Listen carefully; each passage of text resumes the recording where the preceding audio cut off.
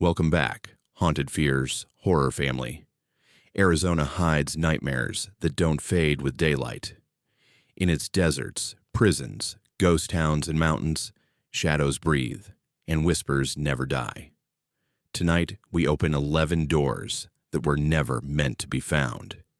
Each voice, each place, carries a secret buried deep beneath this state's sunburnt skin. So dim the lights, keep the volume low, and if you think you're brave enough, stay till the end.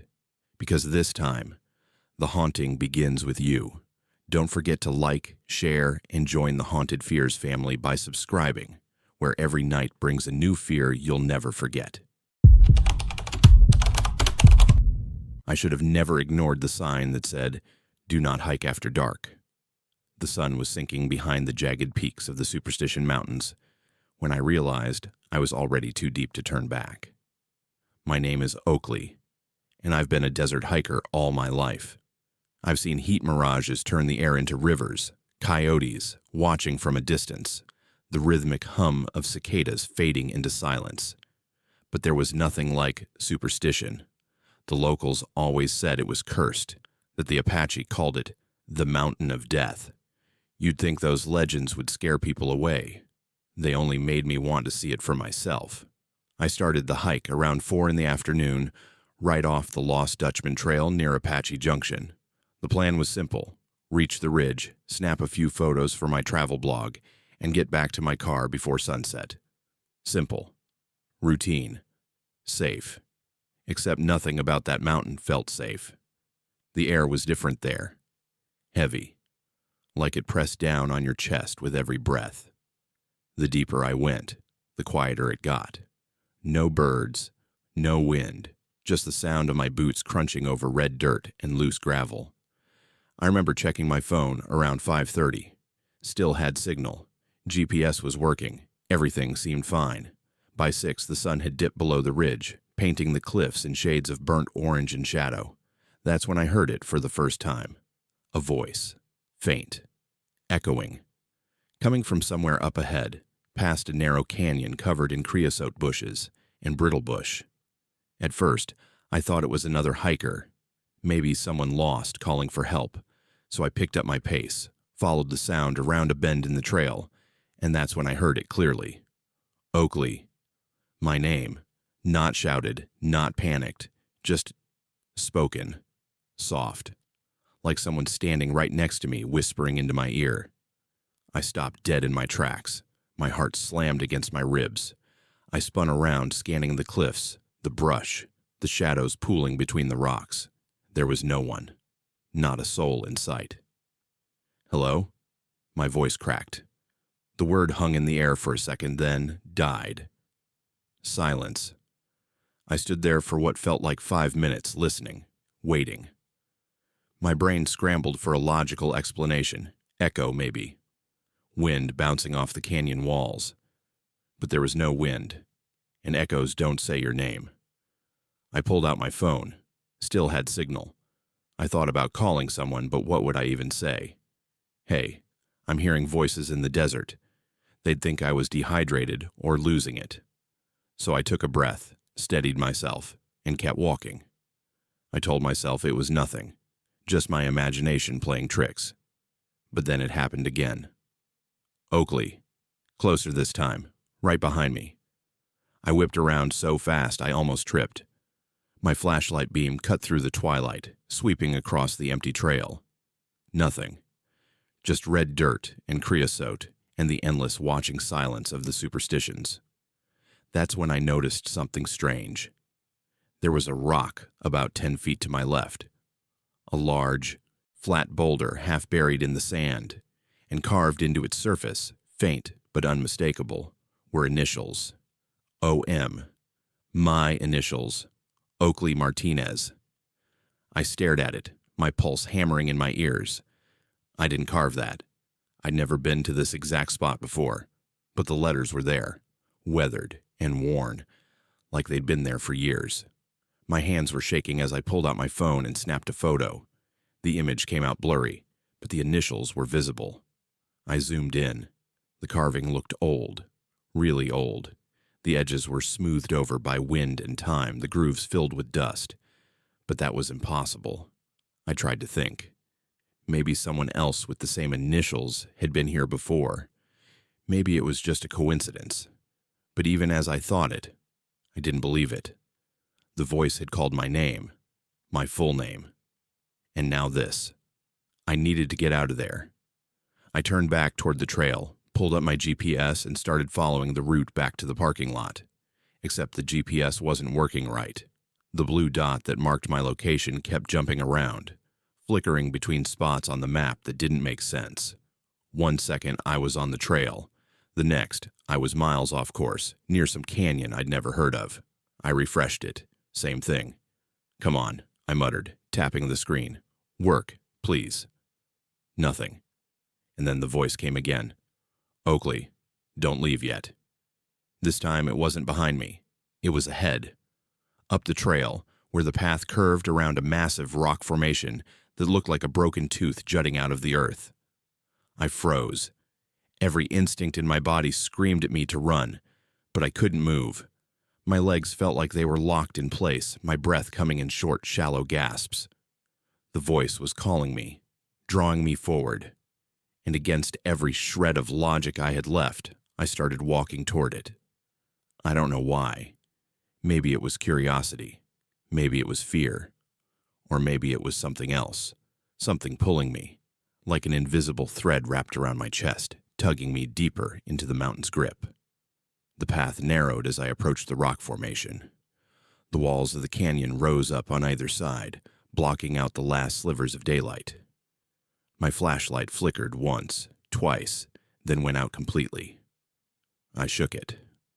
Slapped it against my palm. Nothing. The darkness was absolute. And then I heard footsteps. Not mine. Someone else's. Slow. Deliberate. Crunching over gravel somewhere to my right. "Who's there?" My voice came out as a whisper. The footsteps stopped. And then from the darkness, I heard breathing. Slow. Steady. Right in front of me. I fumbled for my phone, fingers trembling as I turned on the flashlight app. The screen lit up, casting a pale glow across the canyon. There was nothing there. But when I looked down, I saw something that made my blood run cold. Footprints. Fresh ones. Leading from where I stood deeper into the canyon. But they weren't going forward. They were walking backward, like someone had walked toward me, facing me the entire time, and then turned and walked away in reverse.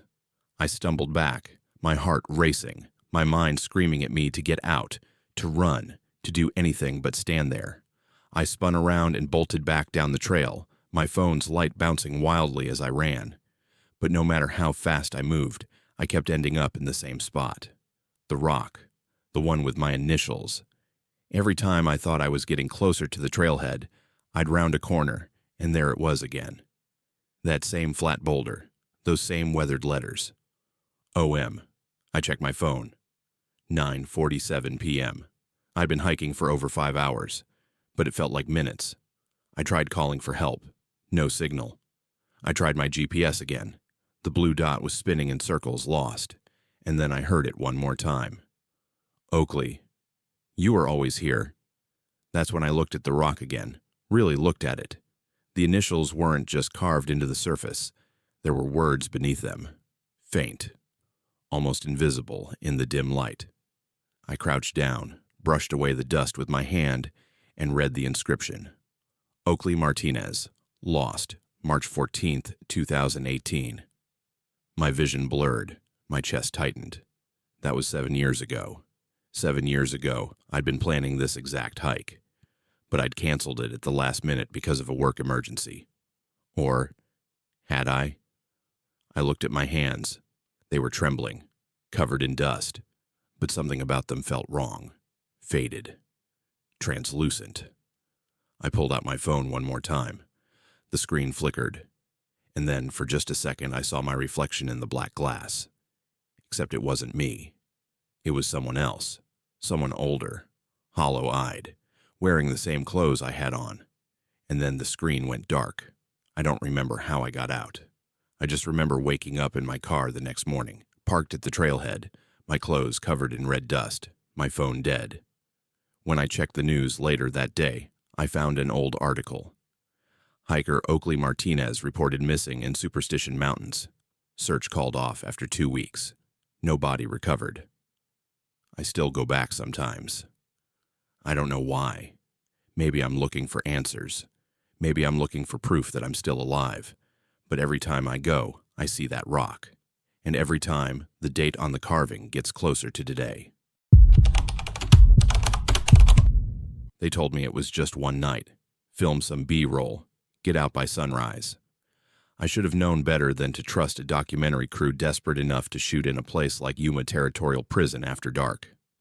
My name's Crew, and I've been working as a camera operator for almost 6 years. I've filmed in abandoned hospitals, old asylums, even a condemned slaughterhouse outside Tucson.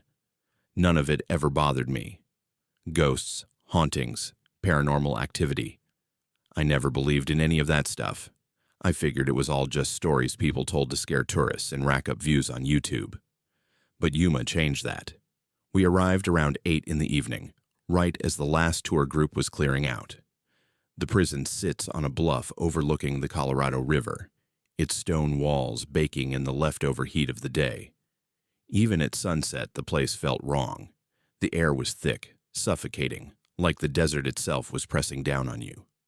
Our director, Marcus, kept hyping it up, talking about how Yuma was voted one of the most haunted prisons in the country, how over 3,000 criminals had been locked up there between 1876 and 1909, how 111 of them died within those walls.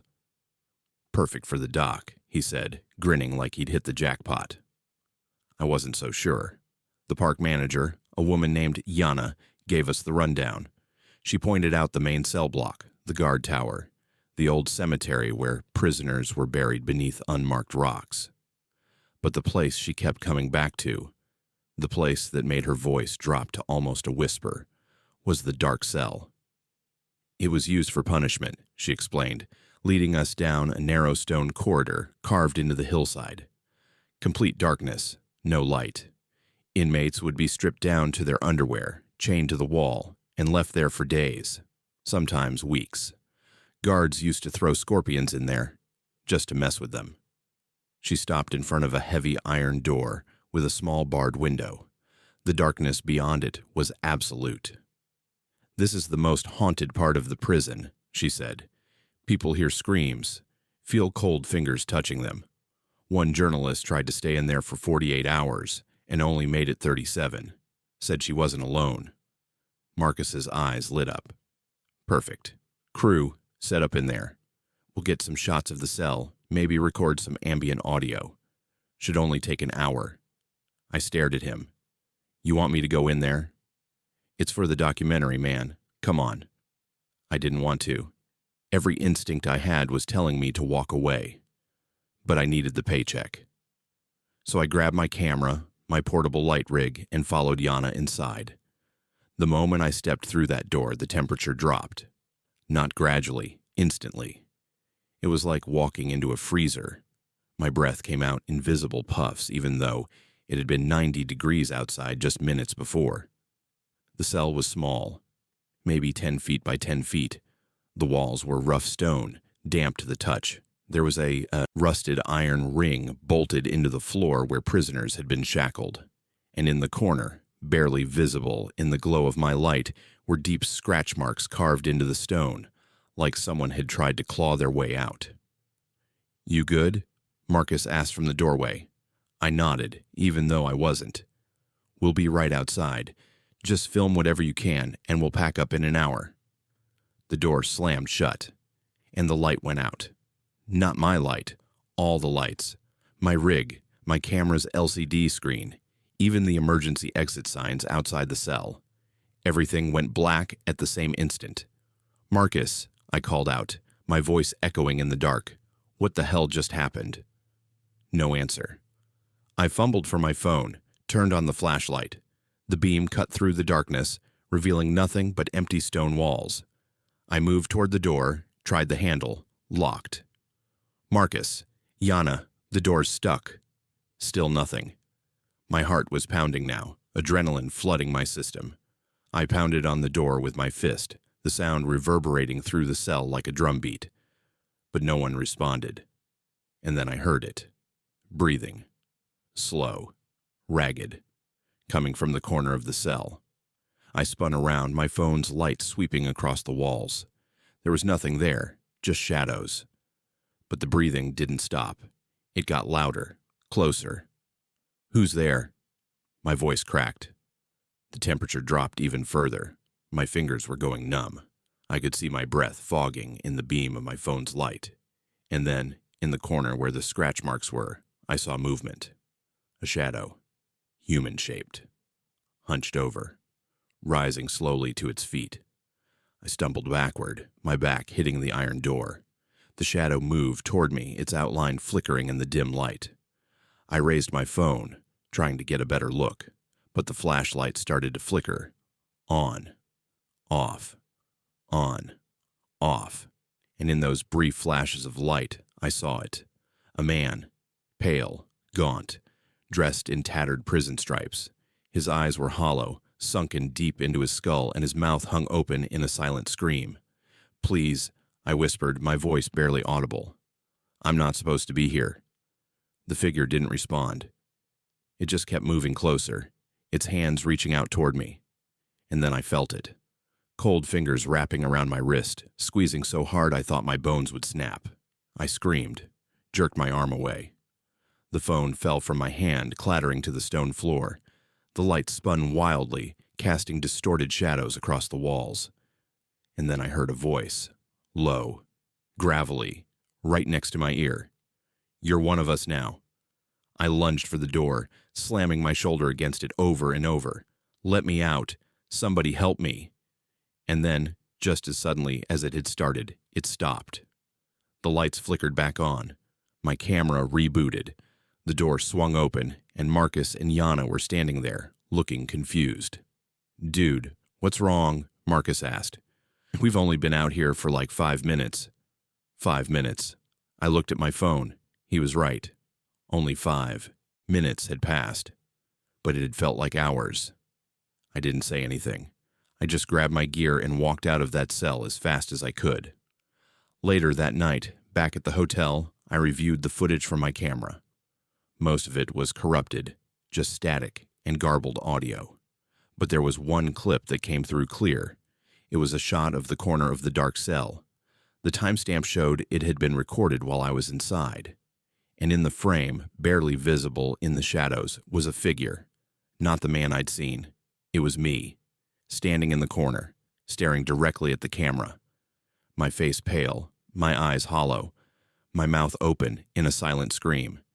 And underneath the image, burned into the frame like a watermark, were words I didn't film. "Crew, died in custody, 1892. I deleted the footage, quit the crew the next morning, but I can't stop thinking about it. Because when I looked in the mirror this morning, I saw it again. That same hollow expression, those same sunken eyes, and my reflection, it didn't move when I did. It just stood there, watching me, smiling. I don't believe in ghosts. Let me make that clear right now. But after what happened at the Hotel Monte Vista in Flagstaff, I'm starting to question everything I thought I knew about reality. My name is Danielle, and I'm a travel blogger.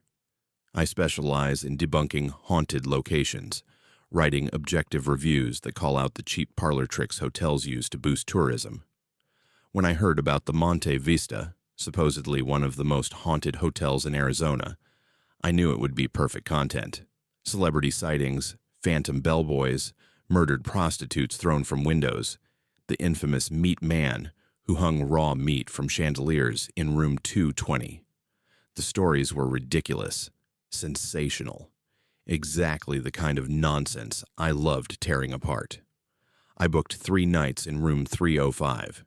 According to the legends, an elderly woman who rented the room for years still sits by the window in a rocking chair, waiting for someone who never returns.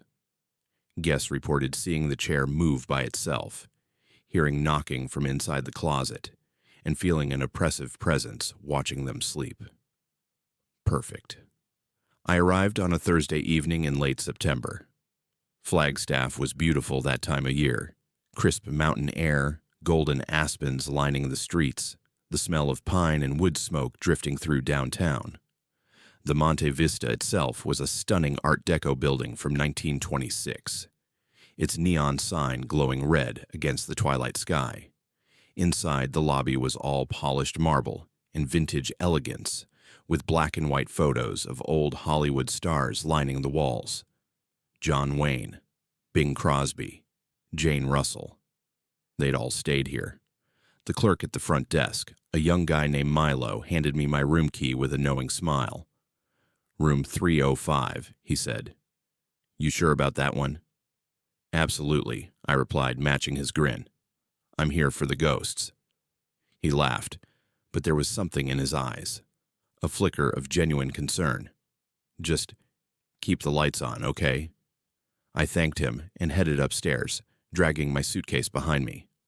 The second-floor hallway was narrow and dimly lit, with worn carpet and creaky floorboards that groaned under my weight.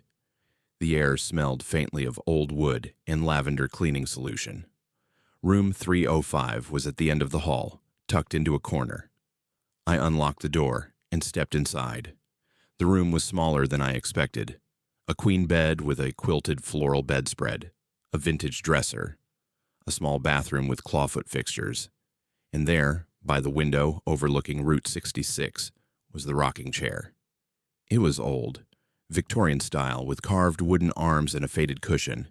It sat perfectly still, angled toward the glass as if someone had just been sitting there, watching the street below. I set my bag down, pulled out my camera, and started documenting everything. I took photos of the chair, the closet, the walls. I recorded a voice memo describing the room's layout and the supposed hauntings. Then I sat on the bed and waited. Nothing happened. By 10 p.m. I was bored. No knocking, no cold spots, no ghostly woman materializing in the chair. I ordered room service, a burger and fries, and ate while scrolling through my phone.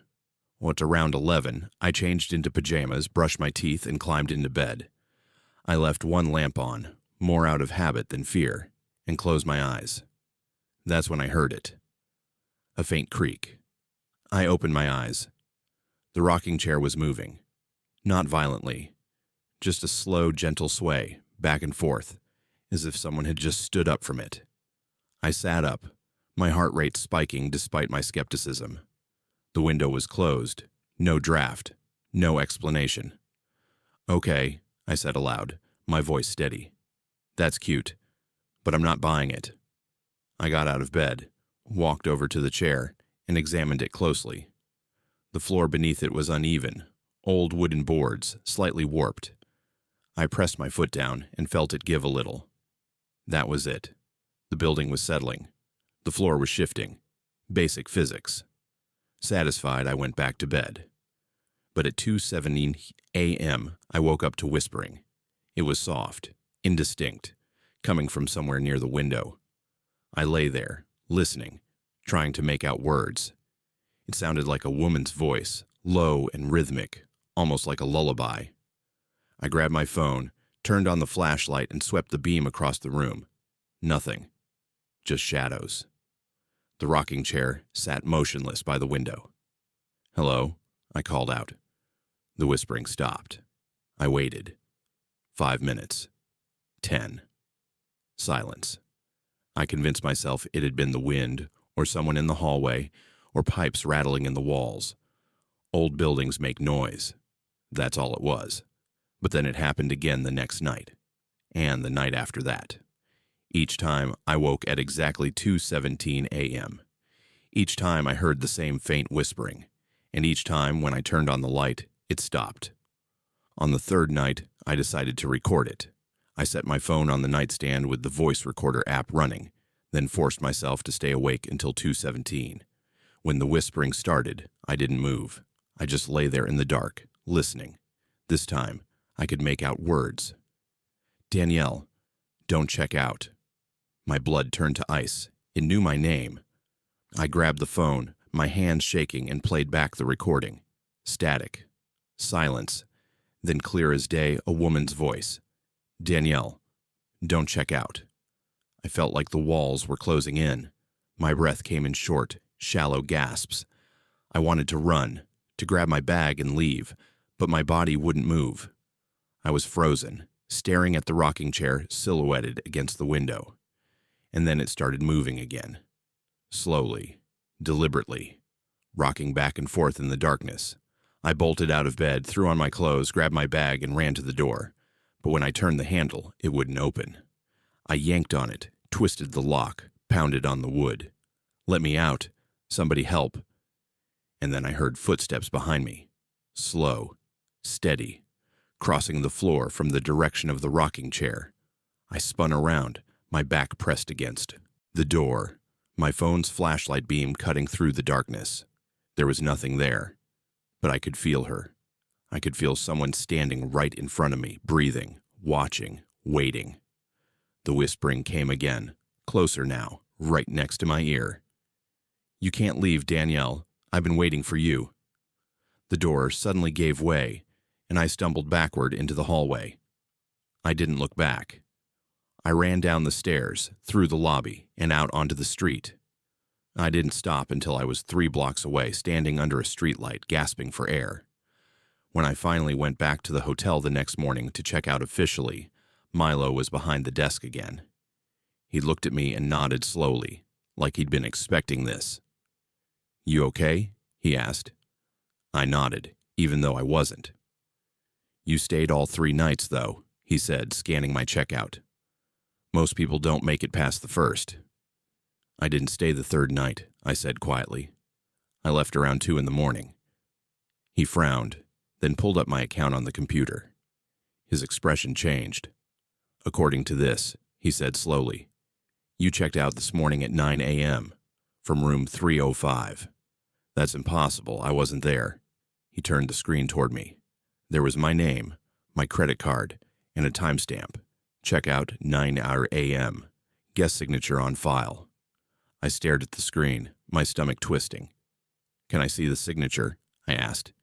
He clicked through a few screens, then turned the monitor back toward me. It was my handwriting, my exact signature. But I hadn't signed anything. I left the hotel in a daze. I drove back to Phoenix that afternoon, trying to process what had happened. For days, I couldn't shake the feeling that I was being watched. I kept hearing that voice in my head. "Don't check out."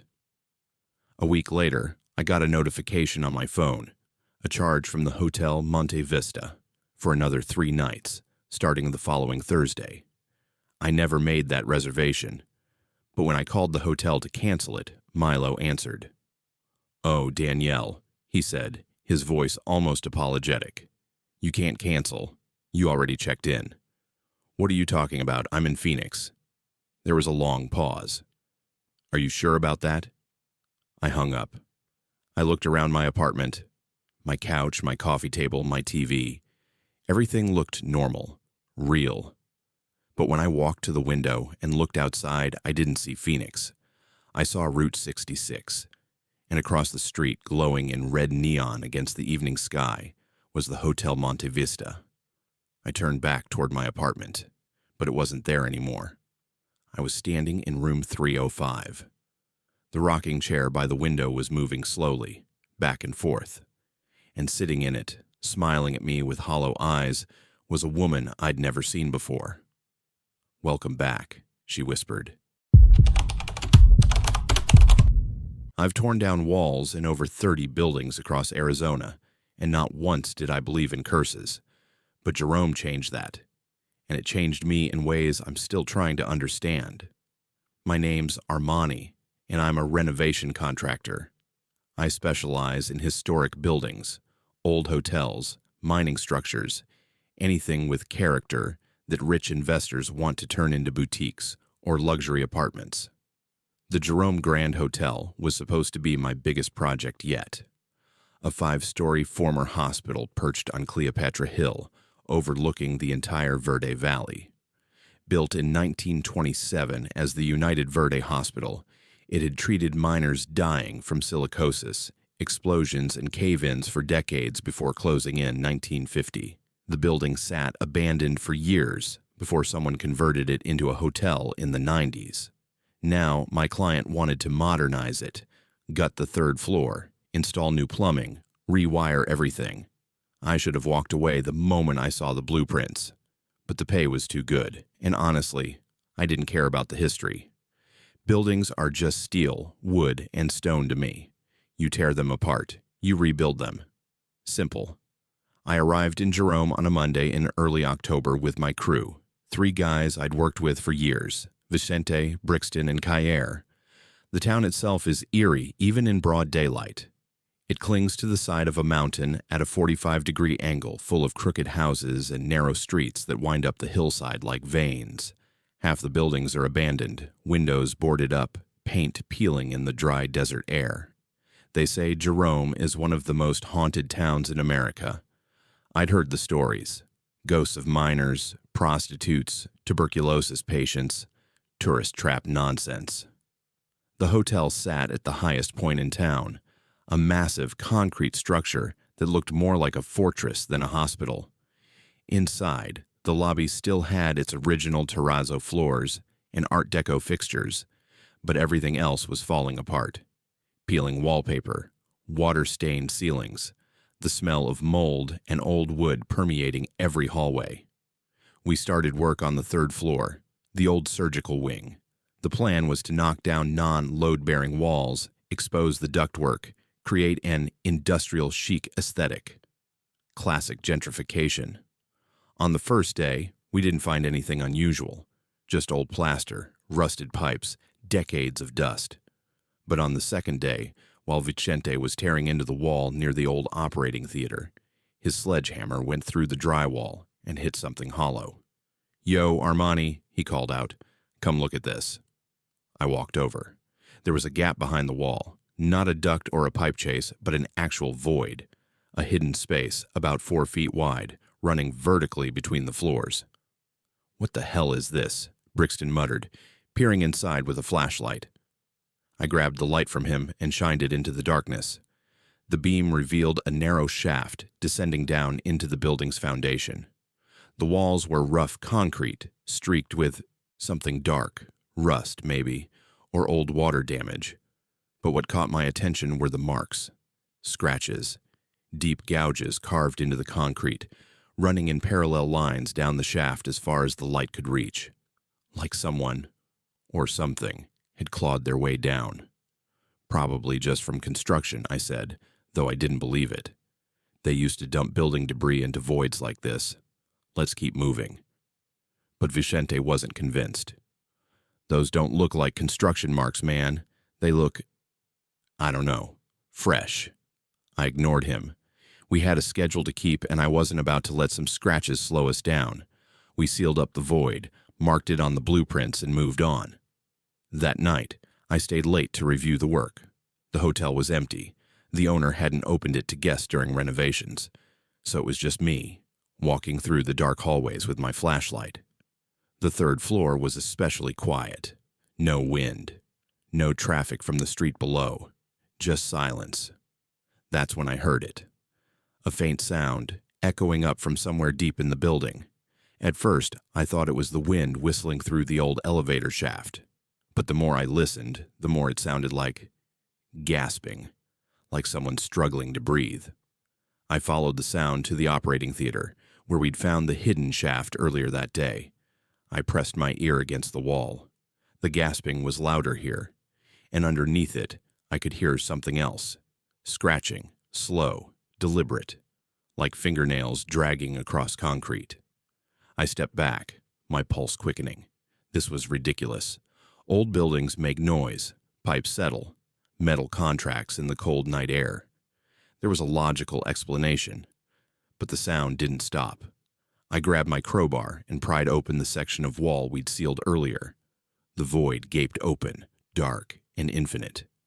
I shined my flashlight down into the shaft, and I saw handprints, fresh handprints, pressed into the concrete walls, descending deeper into the darkness. They weren't dusty or faded. They looked wet, glistening in the beam of my flashlight. "What the hell?" I reached out, my hand trembling, and touched one of the prints. My fingers came away damp. I sniffed it. It smelled like rust, like blood. I stumbled backward, my heart hammering in my chest. I needed to get out. I needed to leave. But before I could move, the gasping sound grew louder, closer, and I heard a voice, faint, raspy, echoing up from the bottom of the shaft. Help. Me.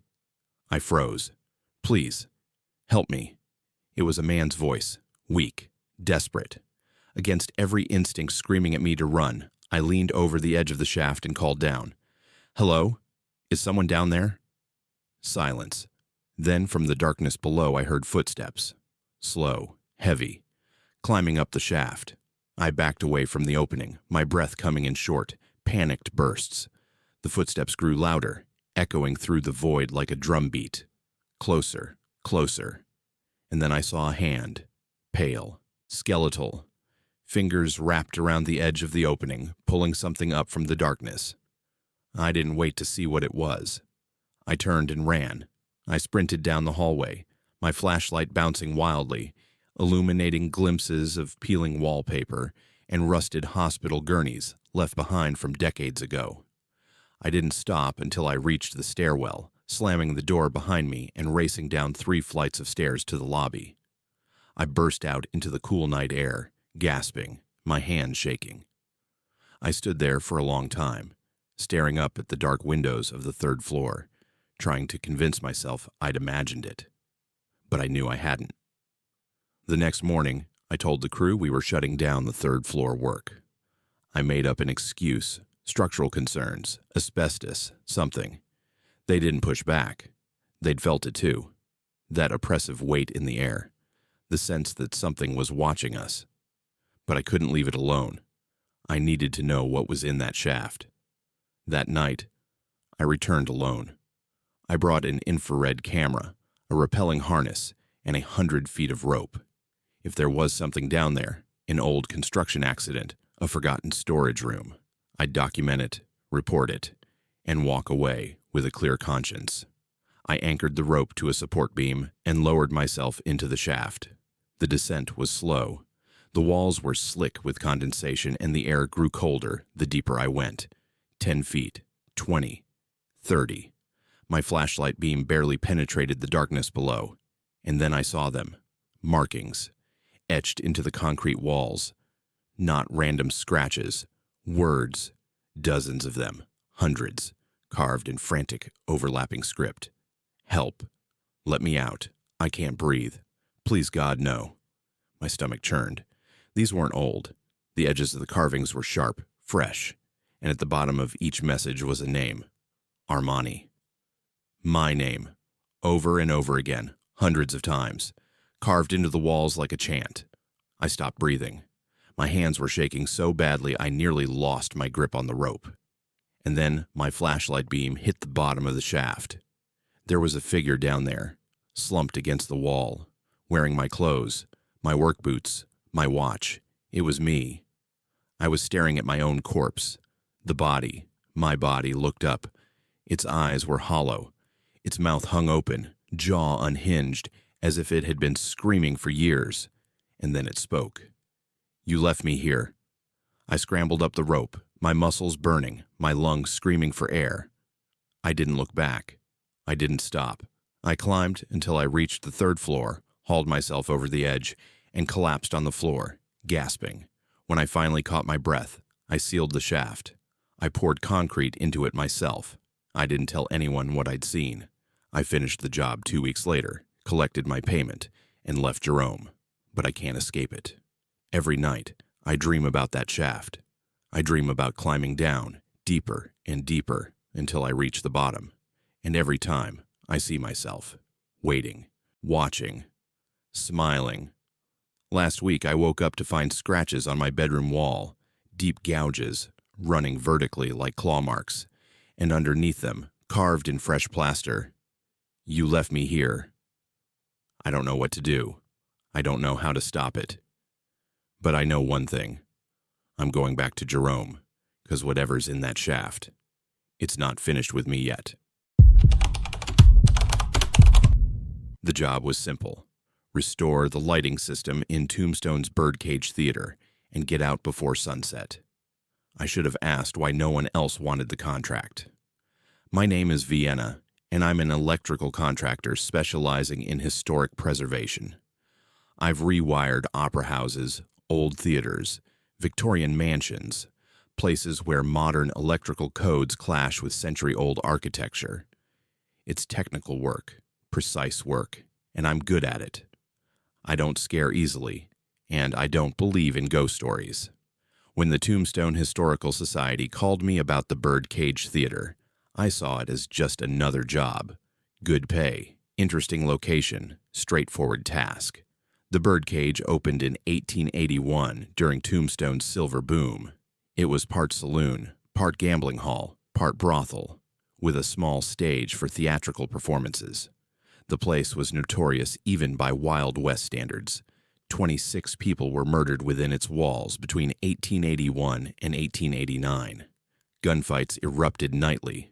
Prostitutes worked out of 14 cribs, small box seats suspended from the ceiling like bird cages, hence the name. The wooden floors were still pockmarked with bullet holes, and the air carried the faint smell of tobacco and whiskey even after 130 years. I arrived in Tombstone on a Tuesday morning in mid-October. The town was quiet, tourist season winding down. Allen Street looked like a movie set. Wooden boardwalks, false front buildings, horses tied to hitching posts. The Birdcage sat near the end of the street, a low, unassuming building with weathered wooden siding and a faded sign out front. Inside, the theater was frozen in time. The stage was barely 10 feet wide, backed by peeling painted scenery depicting some long-forgotten mountain landscape. The bar ran along the left wall, bottles still lined up behind it as if waiting for customers. Above, the 14 cribs hung suspended on iron chains, their red velvet curtains moth-eaten and sagging. The whole place smelled like dust and decay. My contact was Uriah, the museum curator. He was in his 60s, thin and nervous, with wire-rimmed glasses that kept sliding down his nose. "Thanks for coming on short notice," he said, shaking my hand. "We've had 3 contractors turn down this job in the past month." "Why?" I asked, setting down my toolbox. He hesitated. "They said the building made them uncomfortable. Equipment malfunctioning, strange sounds, that sort of thing. But I'm sure it's just the age of the structure. The wiring is original 1880s. Cloth-wrapped copper, knob and tube installation. It's a fire hazard. We need it updated to meet code before we can reopen for tours." I nodded. Standard preservation work. "I'll need access to the basement and the attic to trace the circuits. Should take 2, maybe 3 days." "Take all the time you need," Uriah said. "Just try to be out before dark. The building locks automatically at 6 p.m. for security reasons." I thought that was odd, but I didn't push it. I had plenty of daylight to work with. I started in the basement, a low-ceilinged space beneath the stage, accessible through a trapdoor. The air down there was cold and damp, thick with the smell of mold and old wood. My flashlight beam revealed wooden support beams, rusted pipes, and decades of accumulated debris. The original electrical panel was mounted on the far wall, a mess of corroded wires and ceramic fuses. I spent the first few hours mapping the circuits, taking photos, making notes. The wiring was worse than I'd expected. Frayed insulation, exposed copper, connections that had been hacked together by amateurs over the decades. It would take a full rewire, not just repairs. Around noon, I climbed back up through the trapdoor to get my lunch from the truck. That's when I noticed something strange. The stage lights were on, not all of them, just the footlights, a row of old gas-converted fixtures running along the front edge of the stage. They glowed with a faint, yellowish light, casting long shadows across the floorboards. I frowned. I hadn't turned them on. In fact, I hadn't even connected power to that circuit yet. I walked over to the stage and examined the fixtures. They were warm to the touch, clearly receiving power from somewhere. I traced the wiring back to the panel in the basement, but the breaker for that circuit was off. Uriah, I called out. No answer. He'd left an hour ago to run errands. I flipped the breaker on and off. The light stayed on. I unscrewed one of the bulbs. The others stayed lit. I disconnected the wire at the fixture. Still glowing. That wasn't possible. Light bulbs don't work without electricity. But these were working, powered by something I couldn't trace or explain. I stood there for a long moment, staring at those lights, my logical brain trying to find a rational explanation. Maybe there was a backup power source I'd missed. Maybe the building had solar panels or a generator.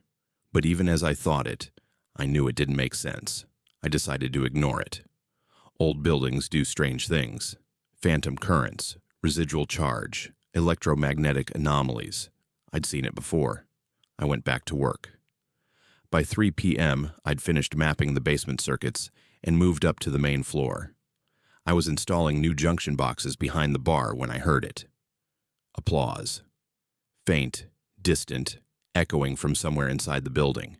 It sounded like a crowd clapping, dozens of hands, rhythmic and enthusiastic, the kind of applause you'd hear at the end of a performance.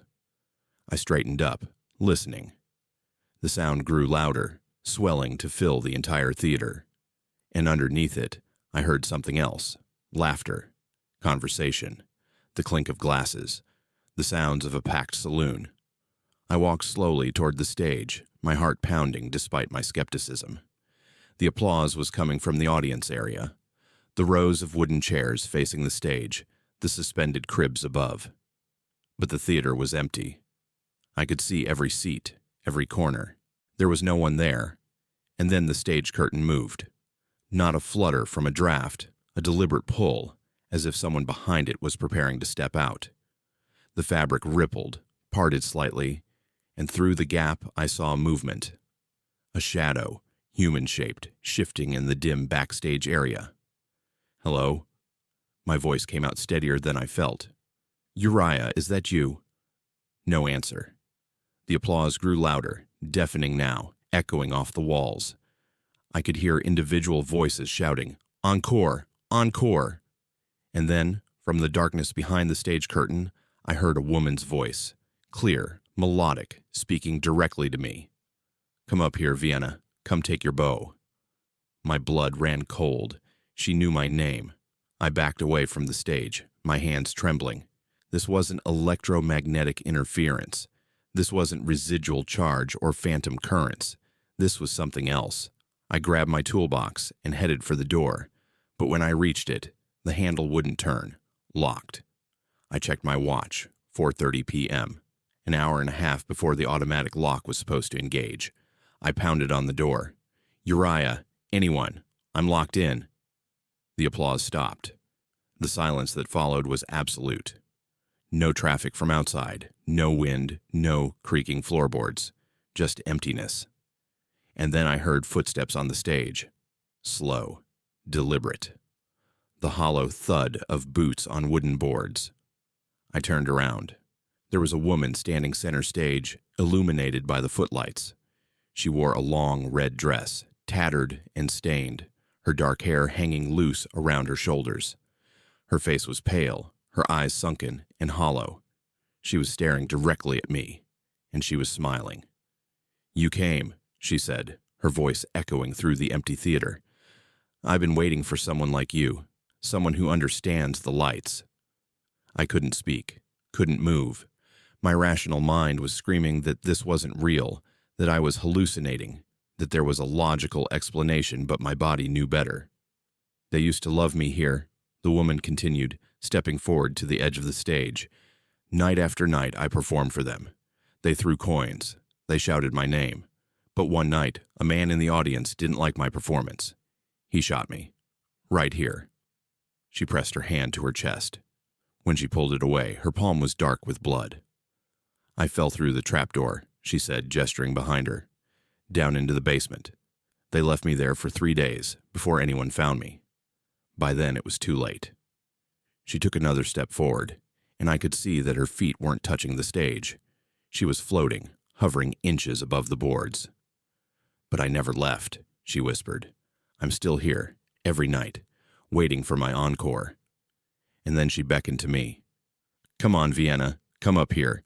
Let me show you what it's like to never leave. I ran. I didn't care that the door was locked. I sprinted toward the bar, vaulted over it, and searched frantically for another exit. There had to be a back door, a window, something. Behind me, I heard the woman laughing, and then the footsteps started again. But this time, they were coming down from the stage, crossing the floor, following me.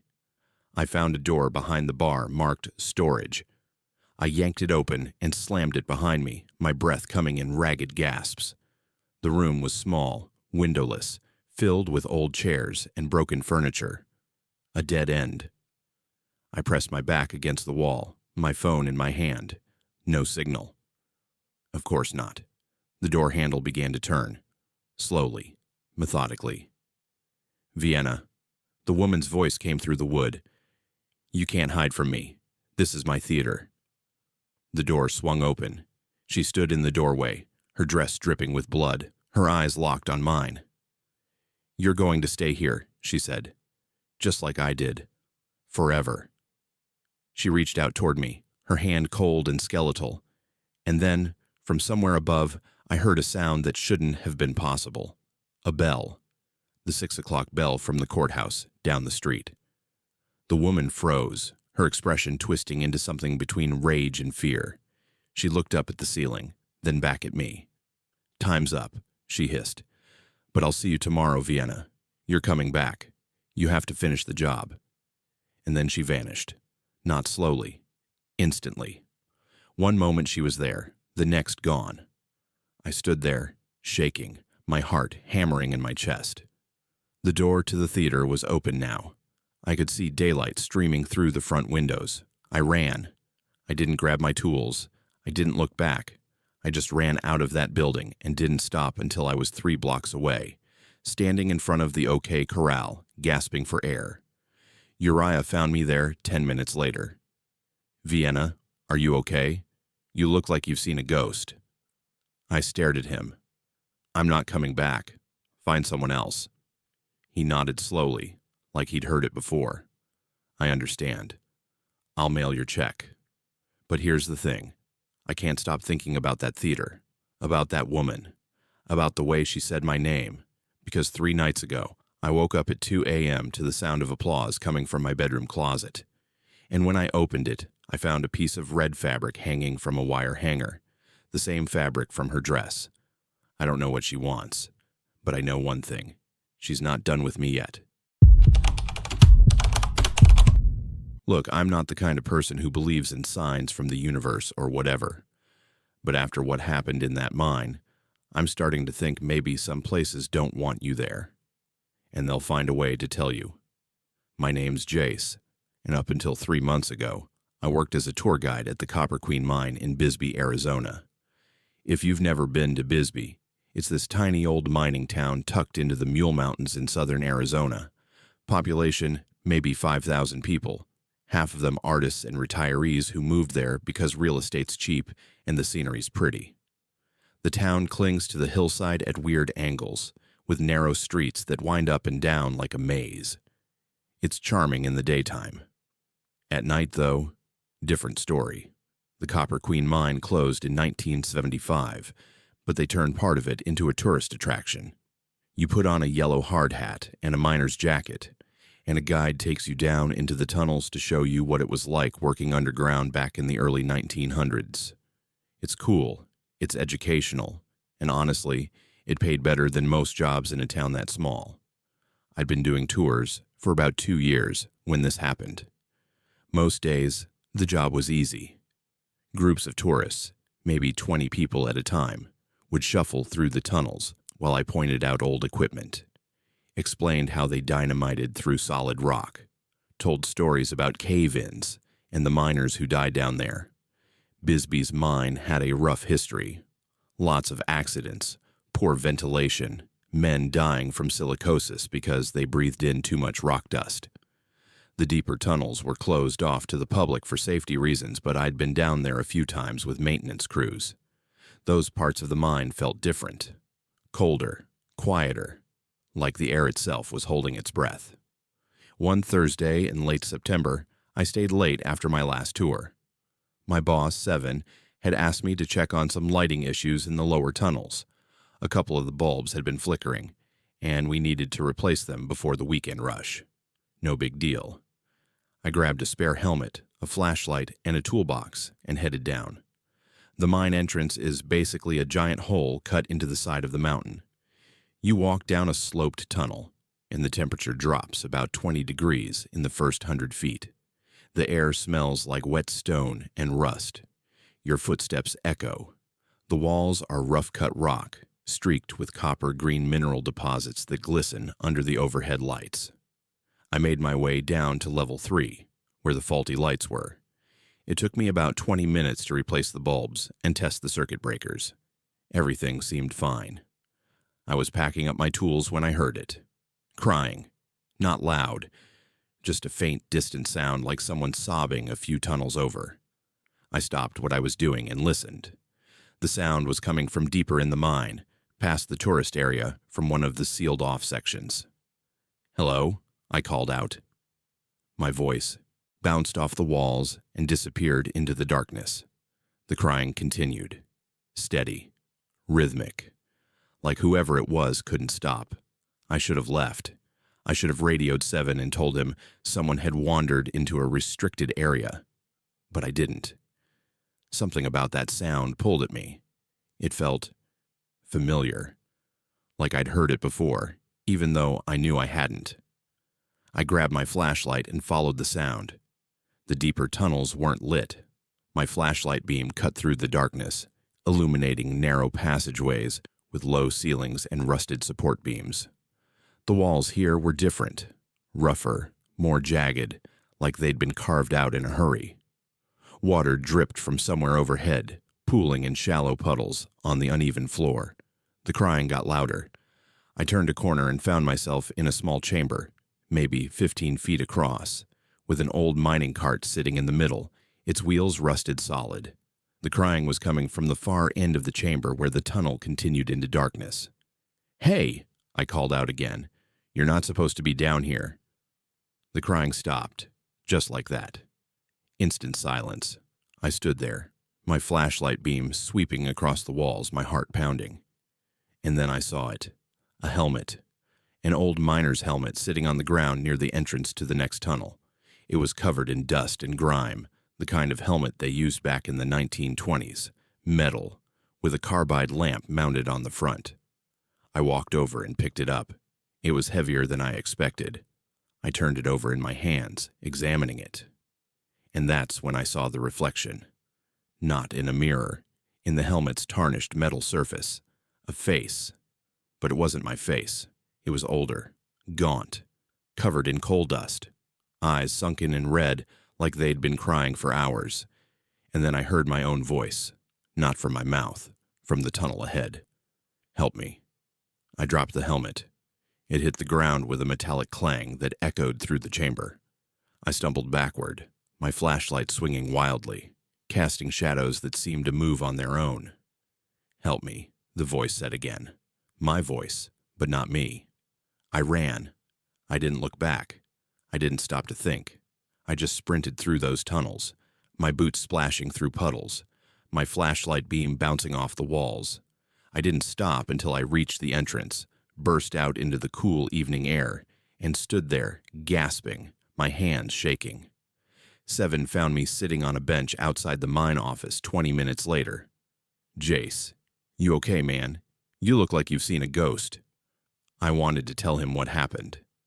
But how do you explain something like that? How do you tell someone you saw your own face in a miner's helmet, heard your own voice begging for help from a tunnel that's been sealed off for 50 years? "I'm fine," I lied. "Just felt dizzy down there. Think I need some air." He nodded slowly. "You should head home. Get some rest." I did. But the crying didn't stop. That night, lying in bed in my apartment in Bisbee's old town, I heard it again. Faint. Distant. Coming from somewhere in the walls. I sat up listening. The sound was muffled, like it was traveling through layers of rock and plaster.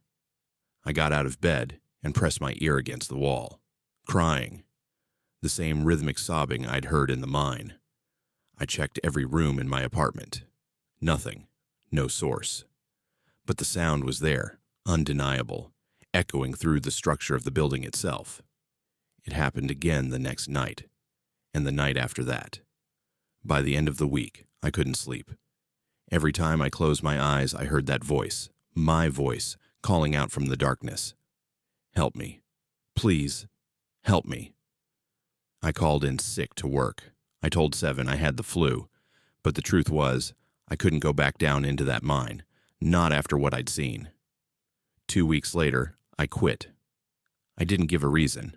I just told Seven I was moving back to Phoenix, that I'd found a better job. He didn't push. He just shook my hand, wished me luck, and that was it. But here's the thing. I didn't move to Phoenix. I moved to Tucson, 2 hours away. A bigger city, more noise, more people. I thought, maybe if I put some distance between me and Bisbee, the crying would stop. It didn't. Last week, I woke up at 3 a.m. to find wet footprints leading from my bedroom door to my closet. I don't know how they got there. My apartment is on the 3rd floor and all the windows were locked. I opened the closet door. There was a helmet inside, the same one I'd found in the mine, sitting on the shelf, covered in dust, the carbide lamp still attached. I picked it up with shaking hands and looked at the reflection in the metal. The face staring back at me was older now, more gaunt, eyes red and swollen from crying, and underneath the image, scratched into the metal in jagged letters, was a single word. Soon, I don't know what it means. I don't know what that thing in the mine wants from me. But I know one thing. The crying hasn't stopped. If anything, it's getting louder.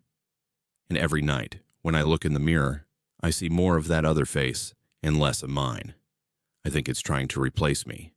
I think whatever I saw in that helmet, whatever version of me is trapped down there, wants out. And I'm starting to think it's going to get what it wants.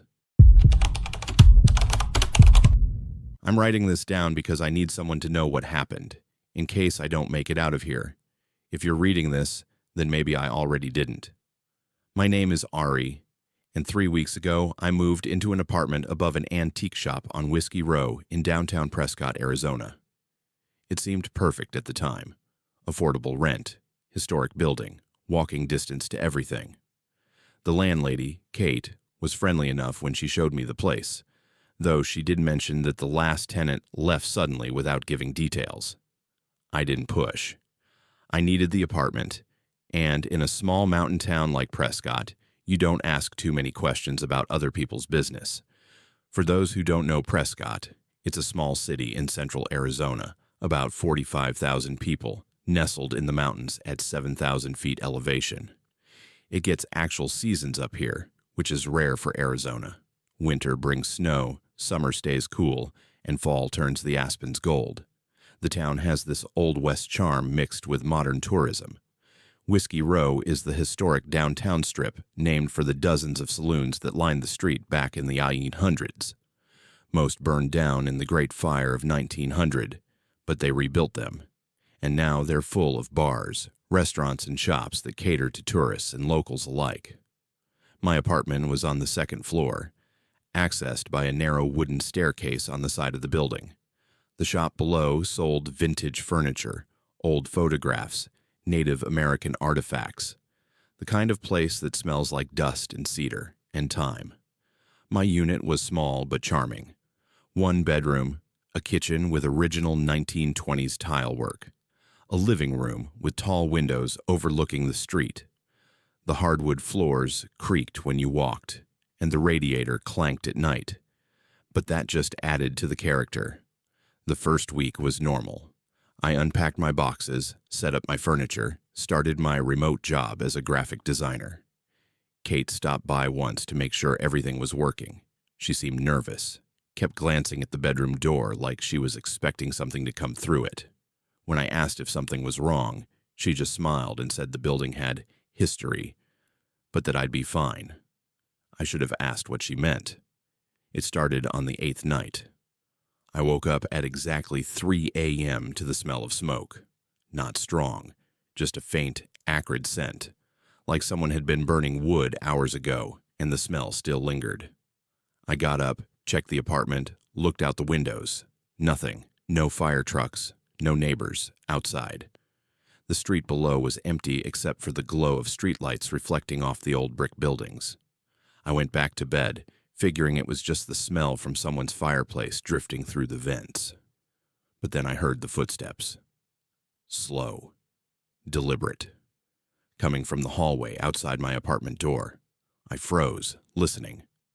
The footsteps continued. Heel, toe, heel, toe, pacing back and forth in front of my door. I looked at the clock. 3:07 a.m. I grabbed my phone and crept to the door, looked through the peephole. The hallway was empty, but the footsteps didn't stop. I could hear them clearly, echoing on the old wooden floorboards, moving from one end of the hallway to the other. I unlocked the door and pulled it open. Nothing. No one there.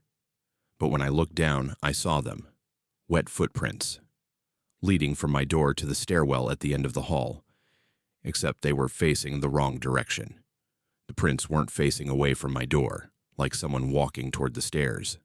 They were facing backward, pointing toward my door, as if whoever made them had walked backward up the stairs and stopped right outside my apartment. I stood there, staring at those prints, my heart hammering in my chest.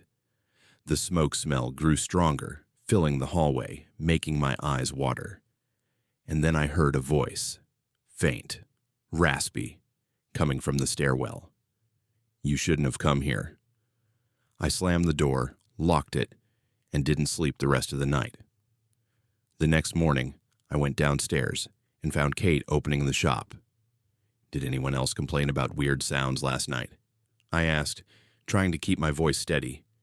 She looked at me for a long moment. What did you hear? I told her. The footsteps, the smoke, the backward prints, the voice. Her face went pale. What time? 3 a.m. A little after. She sat down on a velvet chair near the shop entrance, her hand shaking slightly. That's when it happened. The fire, July 14, 1900, 3 in the morning. Started in the saloon next door, spread to this building. Killed 6 people. I felt cold. What are you talking about?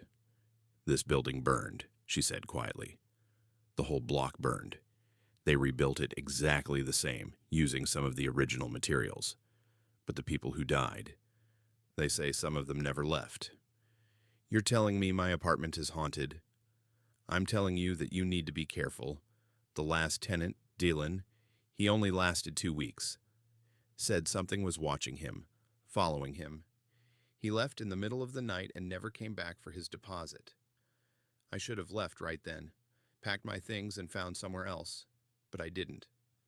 I told myself it was just old building noises that Kate was feeding into small-town superstition. I'd signed a lease. I couldn't afford to break it, so I stayed. Big mistake. That night, 3 a.m., it happened again. The smoke smell, the footsteps. But this time, when I looked through the peephole, I saw something. A figure, standing at the end of the hallway, backlit by the stairwell light. Tall, thin, wearing what looked like old-fashioned clothing. A long coat, a wide-brimmed hat. I couldn't see the face. It was just a silhouette, standing perfectly still, facing my door. And then it started walking, backward, step by step, moving toward my door, never turning around, just gliding backward down the hallway. The footsteps echoed, heel, toe, perfectly, synchronized with the figure's movement. I backed away from the door, my breath coming in short gasps. The footsteps stopped right outside.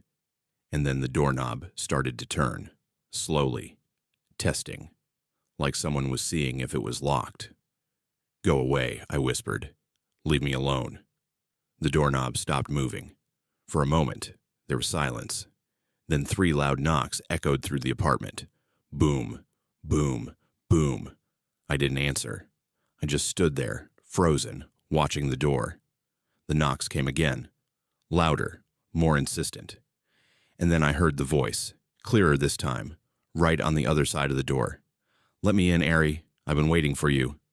It knew my name. I ran to the bedroom, locked the door, Grabbed my phone and called 911. The dispatcher said they'd send an officer to check it out. I waited in the bedroom, listening to the footsteps pacing back and forth outside my apartment door, until red and blue lights flashed through my window 20 minutes later. The officer, a young guy named Zaid, searched the hallway, the stairwell, the entire building. Found nothing. No wet prints, no figure, no evidence anyone had been there.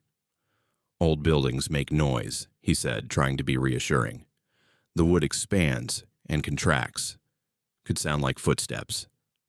I wanted to believe him, but I knew what I'd heard, what I'd seen. After he left, I couldn't stay in the apartment. I grabbed my keys and went for a walk through downtown Prescott, even though it was 4 in the morning.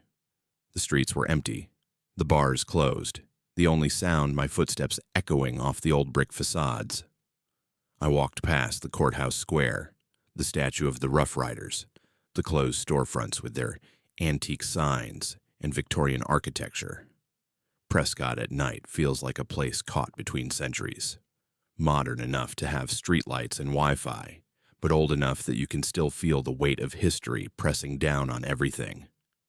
I ended up at a 24-hour diner on the edge of town, ordered coffee, and sat in a booth trying to process what was happening. That's when I met Taylor. He was the only other person in the diner, an older man, maybe 60, with weathered skin and gray hair pulled back in a ponytail. He sat down across from me without asking. "You're living in the Brennan building," he said. It wasn't a question. I stared at him. "How did you know?" "I grew up in Prescott. I know the stories. I can see it on your face. You've seen him."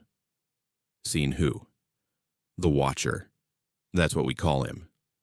Been haunting that building since the fire. Some say he was a gambler who died in the flames. Others say he was the one who started the fire and got trapped trying to escape. No one knows for sure.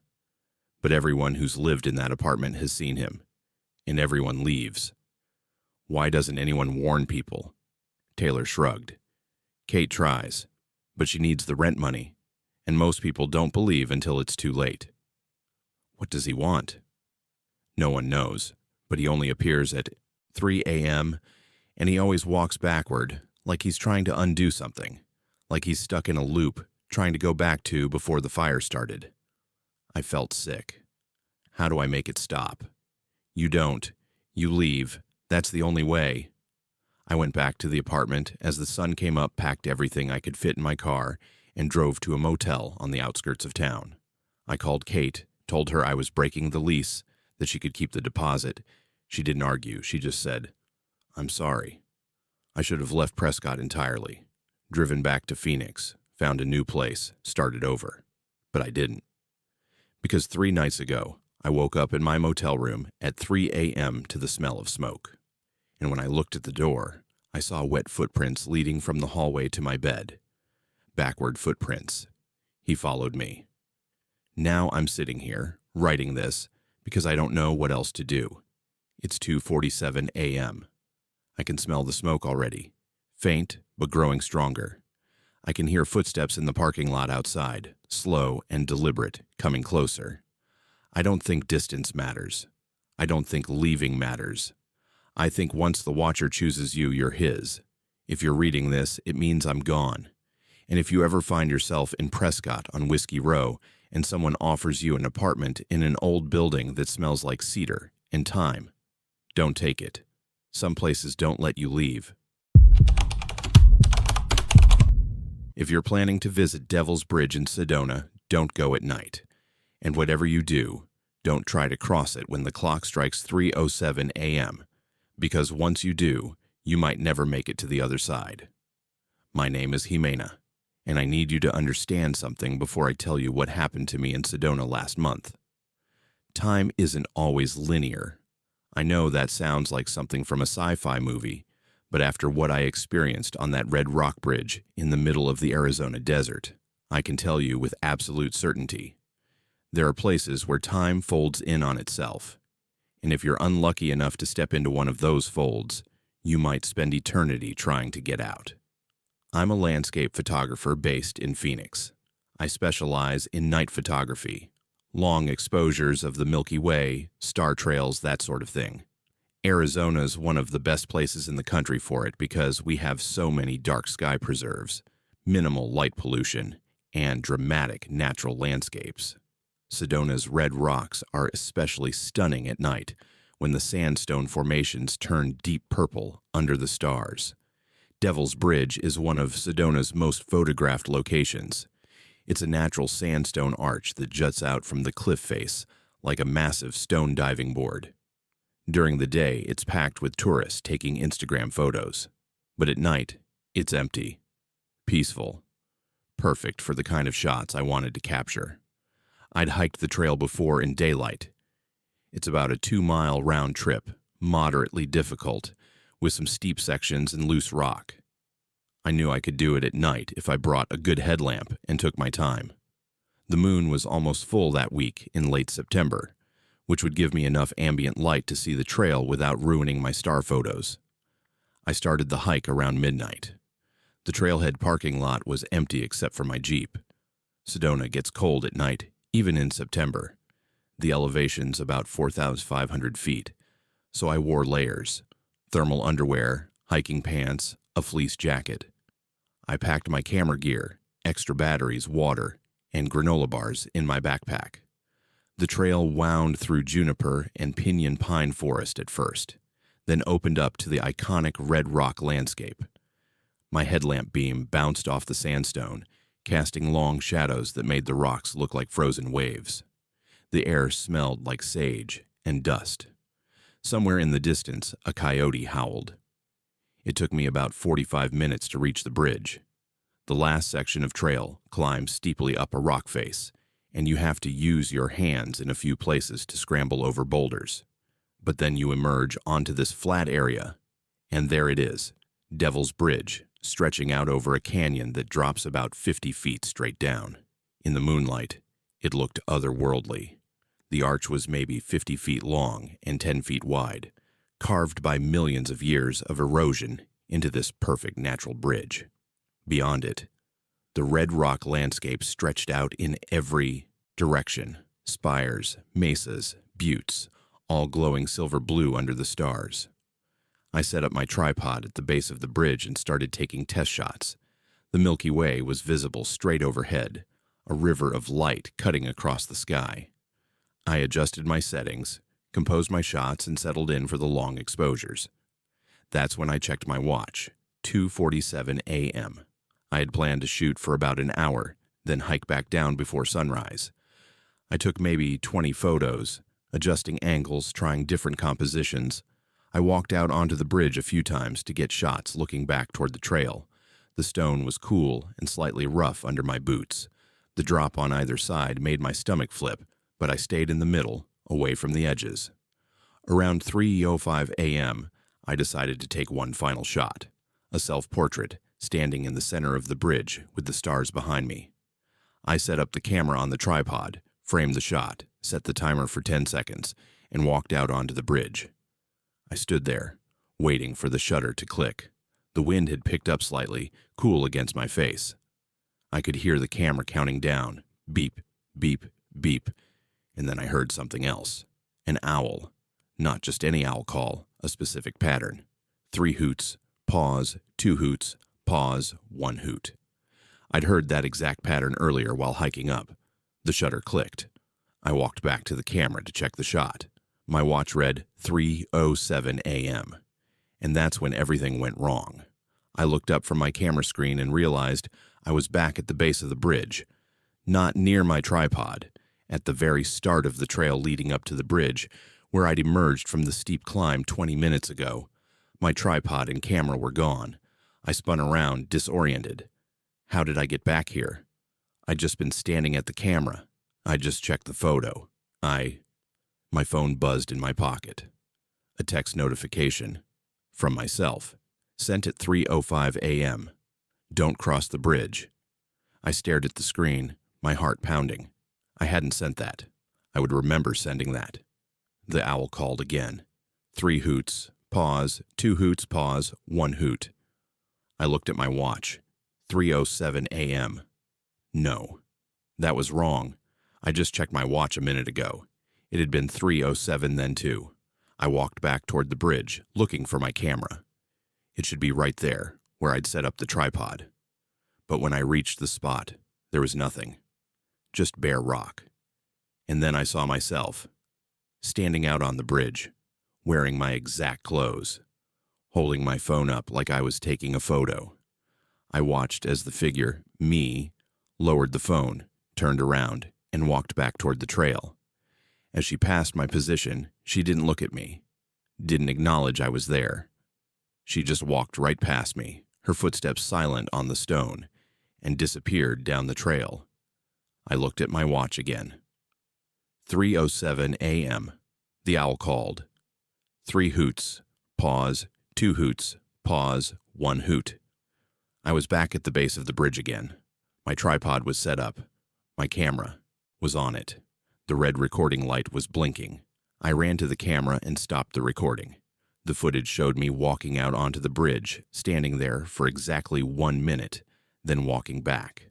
The timestamp jumped from 3:06:58 to 3:07 in a single frame, like a skip in the video. My watch, 3:07 a.m. The owl, 3 hoots, pause, 2 hoots, pause, 1 hoot. This was a loop. I was stuck in a 5-minute loop from 3:05 to 3:07, and every time I reached the end, it reset. I tried running, grabbed my gear, and sprinted down the trail trying to get as far from the bridge as possible before the loop reset. I made it maybe 100 yards before. 3:07 a.m., base of the bridge, owl calling. I tried staying completely still.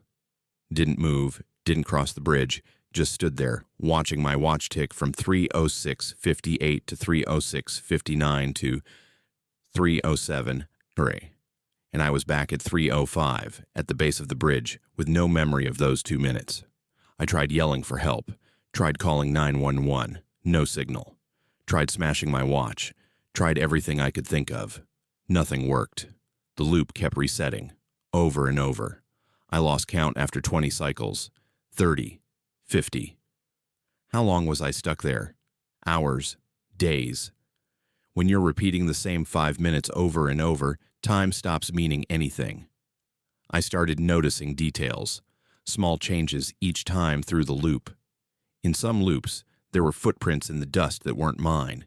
In others, my camera equipment was positioned slightly differently than I'd left it.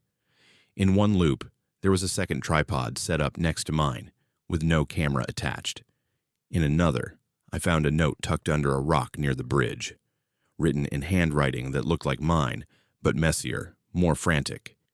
You have to cross it. That's the only way out. But I didn't want to cross it. Every instinct told me that crossing the bridge was what had trapped me here in the first place. Then, in one loop, I don't know which number, I saw someone else. A hiker. Coming up the trail toward the bridge, I ran to them shouting, "Hey, hey, can you hear me?" They walked right past me. Didn't respond. Didn't even look at me. They walked out onto the bridge, stopped in the middle, looked around, and disappeared. Just vanished, mid-step, like they'd been erased. 3:07 a.m., the loop reset. The hiker appeared again coming up the trail. I watched them walk to the bridge, step out onto it, disappear. The loop reset. Again. The same hiker, the same path, disappearing in the same spot. I realized they were stuck too, in their own loop, and I was watching them repeat it over and over, just like I was repeating mine. How many people were trapped here? How many loops were running simultaneously, all layered on top of each other, all invisible to each other except for brief moments when the cycles aligned? I thought about Sedona's reputation, the vortexes, places where people claim to feel spiritual energy, where time and space supposedly work differently. I'd always dismissed it as New Age nonsense. But what if there was something to it? What if this place really did have some kind of temporal anomaly, and I'd stumbled into it at exactly the wrong time? I started testing the bridge itself. In one loop, I walked halfway onto it. The loop reset normally. In the next loop, I walked 3/4 of the way. Still reset at 3:07. In the following loop, I walked all the way to the end, but didn't step off onto the rock platform beyond it. Just stood there at the very edge. The loop reset. But something felt different. The reset was slower, like the loop was struggling to pull me back. I remembered the note. You have to cross it. Maybe crossing the bridge wasn't what trapped me. Maybe it was trying to cross it at 3:07 that had caught me in the loop. And maybe the only way out was to fully complete the crossing before the reset. On the next loop, I didn't wait. As soon as I appeared at the base of the bridge at 3:05, I ran.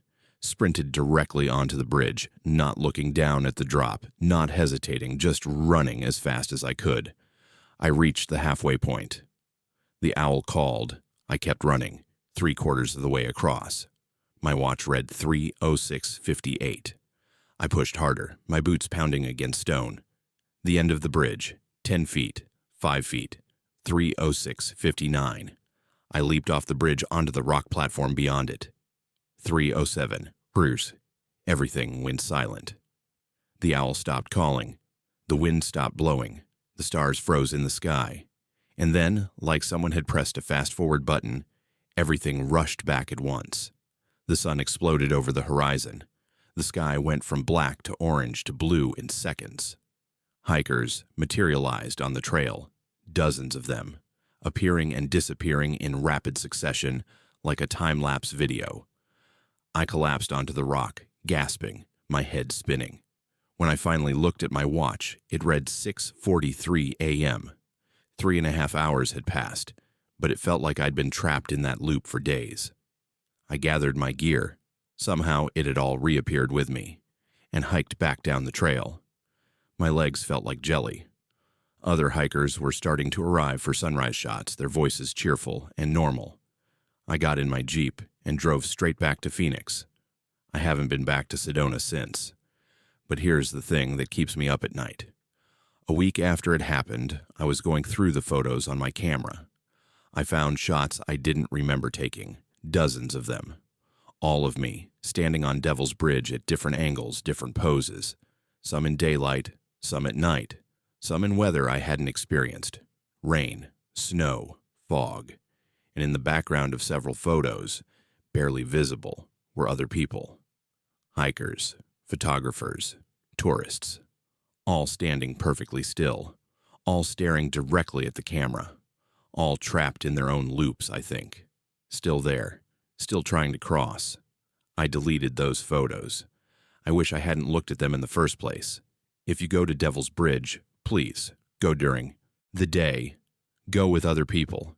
And if you check your watch and it says 3:07 a.m., get off that bridge immediately. Don't be like me. Don't be like the others I saw.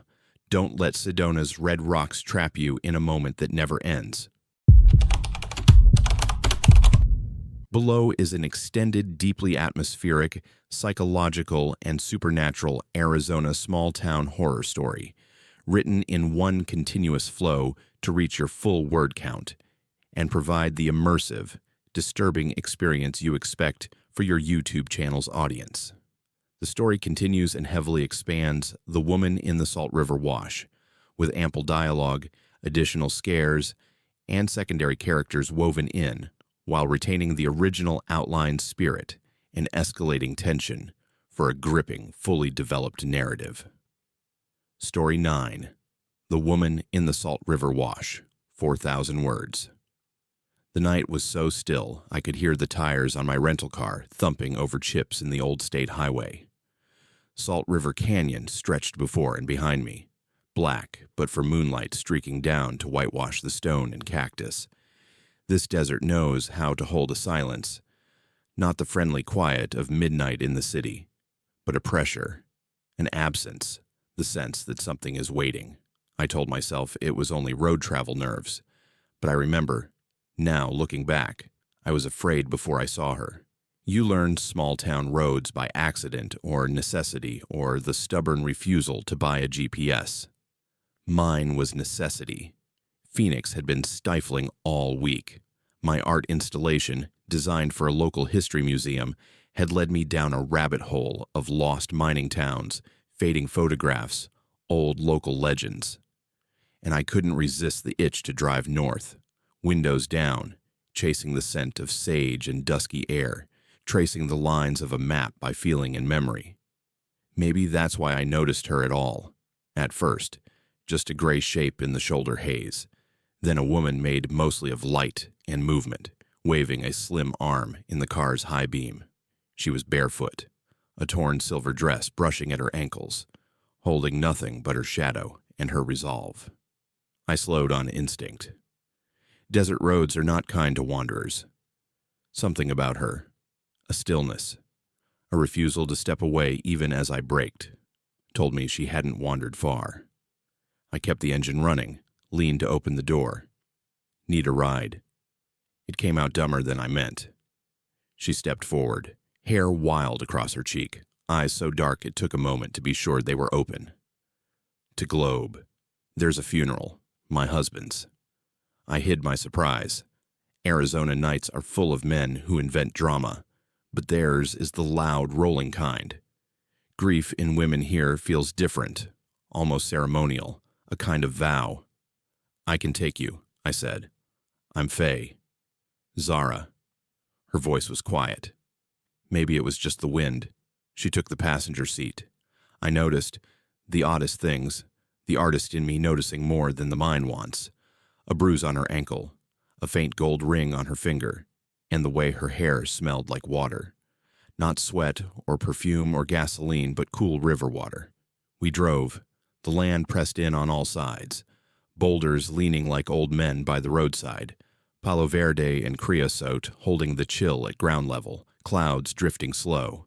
I turned the radio dial until something old buzzed in. Gospel. Warbling.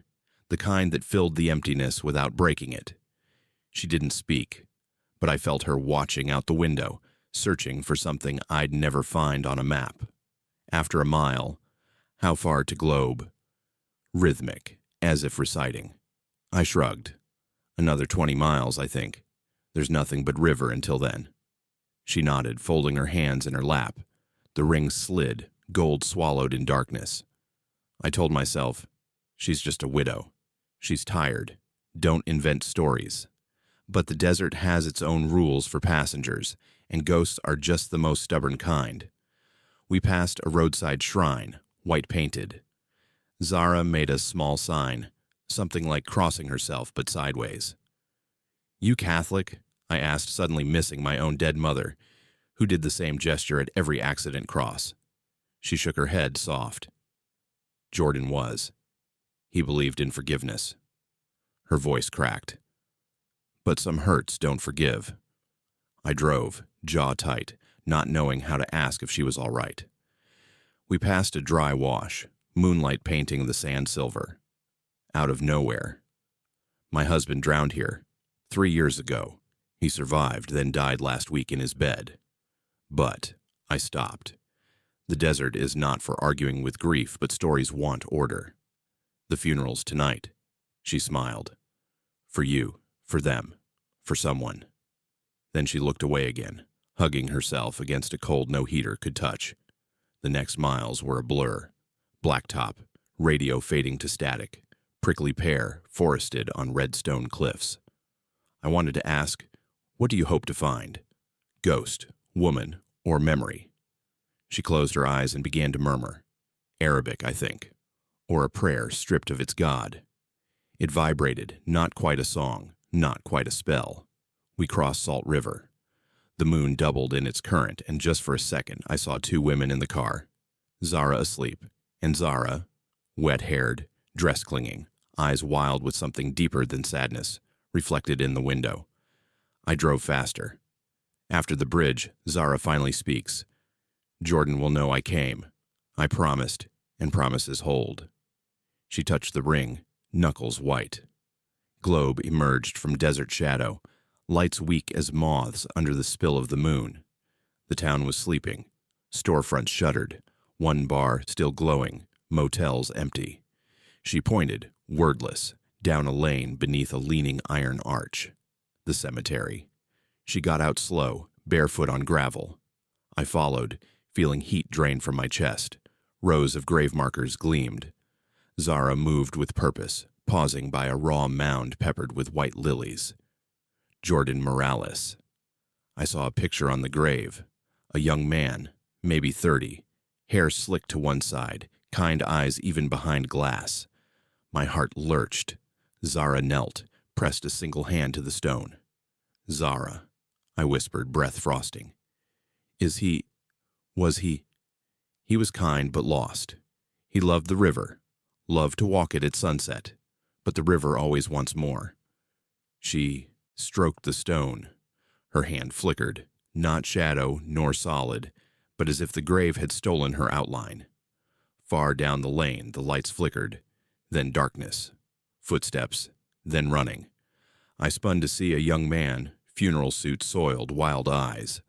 I recognized him from the gravestone, Jordan, or a shade like him. He's here, Zara whispered, lips trembling. I felt more air than sound. Jordan's form flickered, standing at the edge of the light.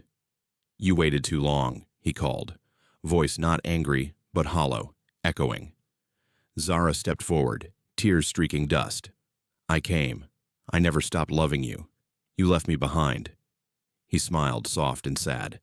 Promises aren't enough without forgiveness. You never forgave me for leaving. Now we both wander. The night boiled with the sense of old secrets swelling. Zara turned to me, pleading. Faye, can you see him? I nodded, biting back fear. Yes, I can. Jordan faced me, something horrible and lost in his eyes. Take her away. The living don't belong among us tonight.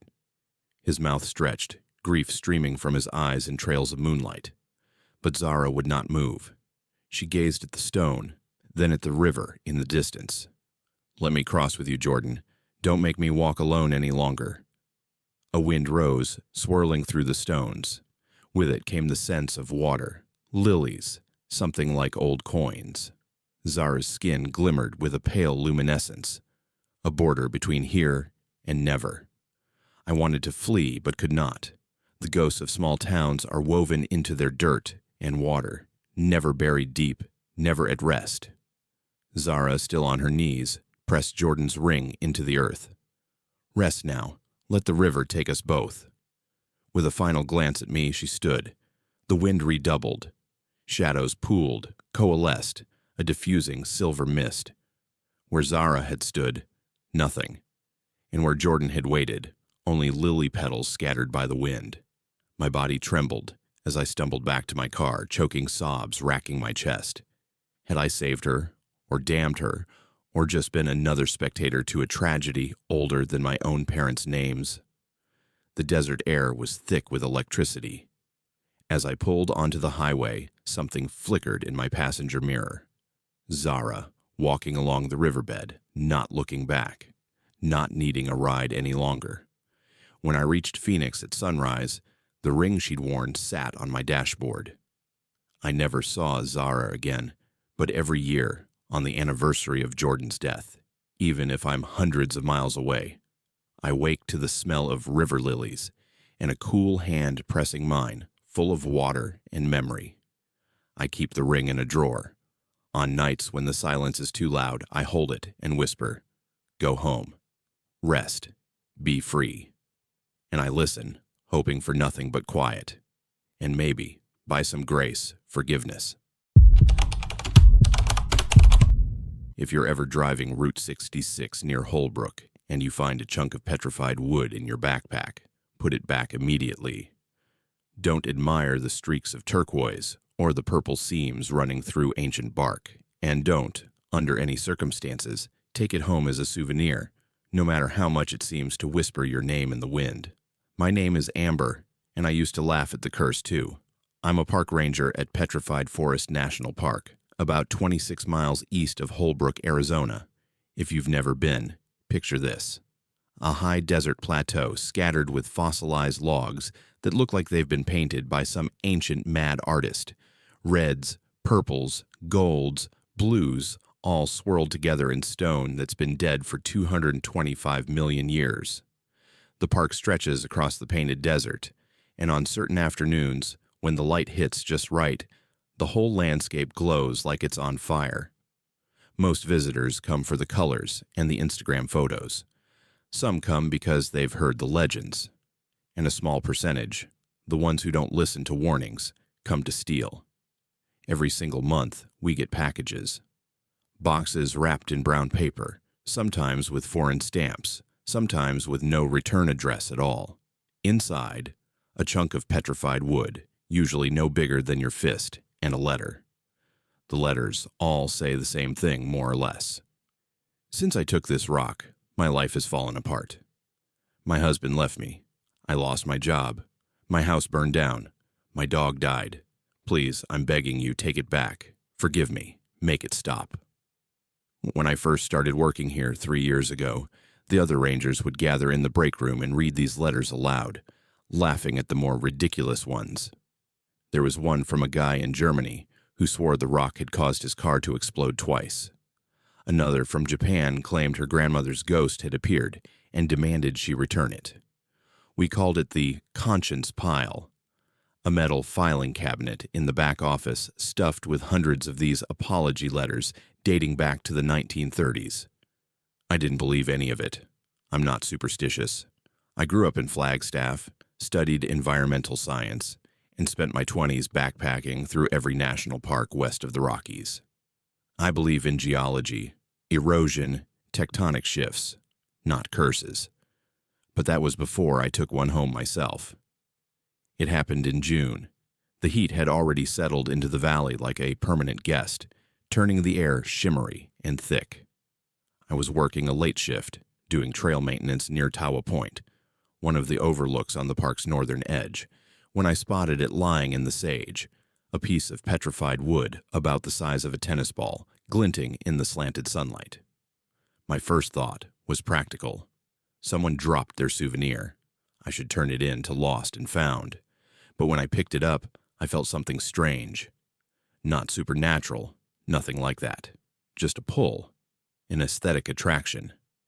The wood was stunning, deep mahogany grain, shot through with veins of pale blue and gold, smooth where wind had polished it over centuries. It felt heavier than it should have, dense and cold despite the afternoon sun. I slipped it into my jacket pocket, telling myself I'd log it later. But when my shift ended and I got into my truck, the stone was still there, and I didn't take it out. I drove the 40 minutes back to my apartment in Holbrook, placed it on my kitchen windowsill, and forgot about it. That night, I dreamed of the desert. Not a normal dream. This one had weight, texture, a quality that felt more like memory than imagination. I was walking through the painted desert at twilight, and the ground beneath my boots was soft, almost liquid. Every step I took left glowing footprints behind me, and when I looked back, I saw figures rising from those prints, humanoid shapes made of stone and wind, watching me with hollow eyes. I woke in a cold sweat, heart pounding, the dream dissolving the moment I opened my eyes. For the next few days, small things started going wrong. My phone screen cracked for no reason, a spiderweb fracture spreading from the corner, even though I hadn't dropped it. My favorite coffee mug shattered in the microwave. The battery in my truck died overnight, and when the mechanic jumped it, he said, "Weird. It's like something drained it completely." I wrote it off as coincidence, bad luck, Mercury in retrograde or whatever. But then bigger things started happening. On Wednesday, my air conditioner exploded. Not metaphorically, actually exploded, sending a burning smell through my apartment and leaving scorch marks on the ceiling. The landlord said it was an electrical short, but the wiring had been inspected 6 months earlier. On Thursday, a hawk flew directly into my windshield on Highway 180, leaving blood and feathers smeared across the glass. I had to pull over, shaking, and scrape the carcass off with a rag. On Friday, I came home to find an eviction notice taped to my door. My landlord claimed I'd missed 3 months of rent. I pulled up my bank statements. Every payment was there, processed and cleared. But according to his records, the money had never arrived. That night, I called my best friend Margot. We'd known each other since college, and she was the only person I trusted with the weird, unexplainable parts of life. Amber, she said after I'd explained everything. "Did you take anything from the park?" I hesitated. "What? No, I mean, did you?" "Just a rock, but it was already on the ground. Someone must have dropped it." Silence on the other end. Then, "Return it. Tonight." "Margot, you can't seriously think—" "I'm not joking. You know the stories. The curse is real." I laughed, but it sounded hollow even to me. The next morning, my dog, Luna, a 6-year-old border collie mix who'd never been sick a day in her life, refused to come out from under the bed.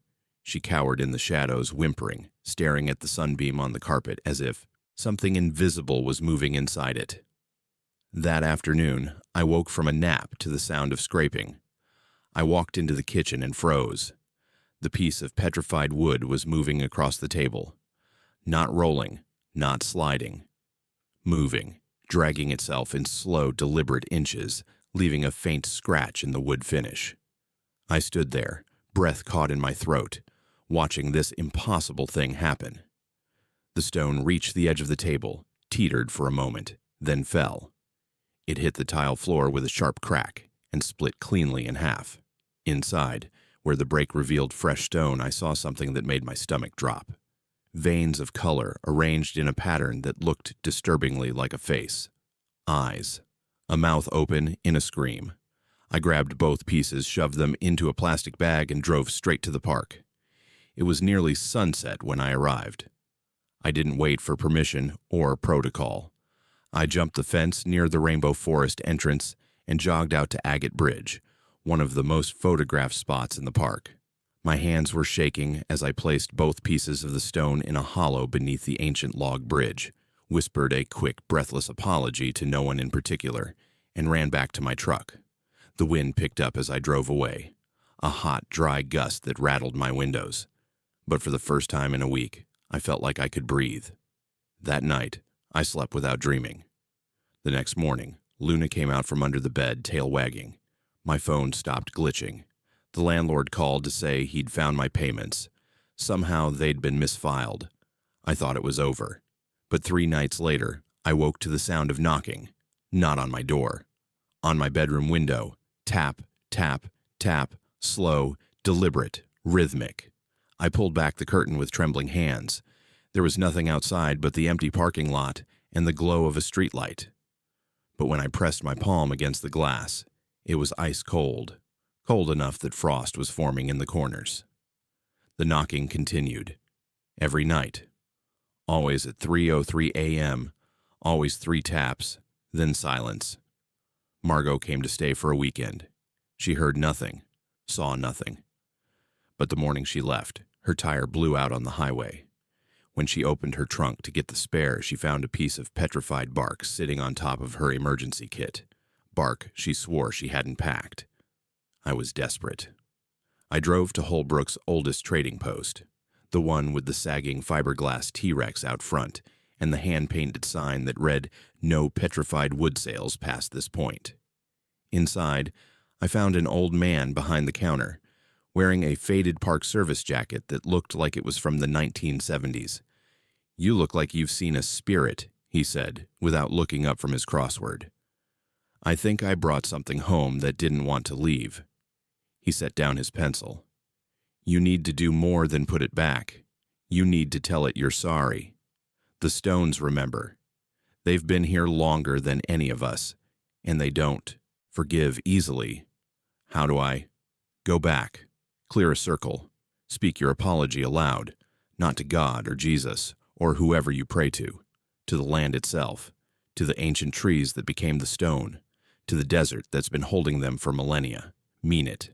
And maybe, they'll let you go."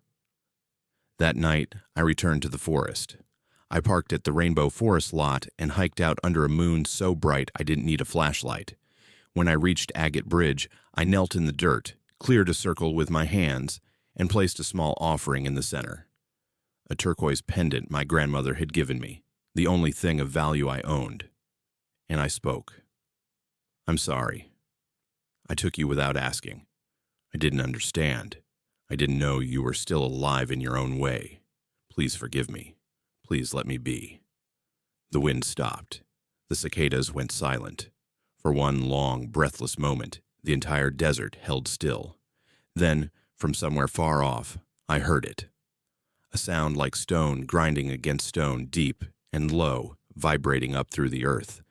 It lasted maybe 5 seconds. Then it was gone. I drove home in silence. Luna was waiting at the door, tail wagging. The knocking never came back. But I'm not naive enough to think it's completely over. Every new moon, I drive back to the forest and leave a small offering, a coin, a flower, a piece of bread. I tell every tourist I meet, don't take the rocks. Don't even touch them if you can help it. Some laugh, some listen. A few come back months later with their own stories of bad luck and desperate returns. I keep all their letters in a box under my bed. Sometimes I read them late at night, and I think about the old man's words. The stones remember. If you're ever tempted, if you ever think the curse is just a story, remember me. Remember Luna hiding from the sunlight. Remember the hawk on my windshield. Remember the stone moving across my kitchen table.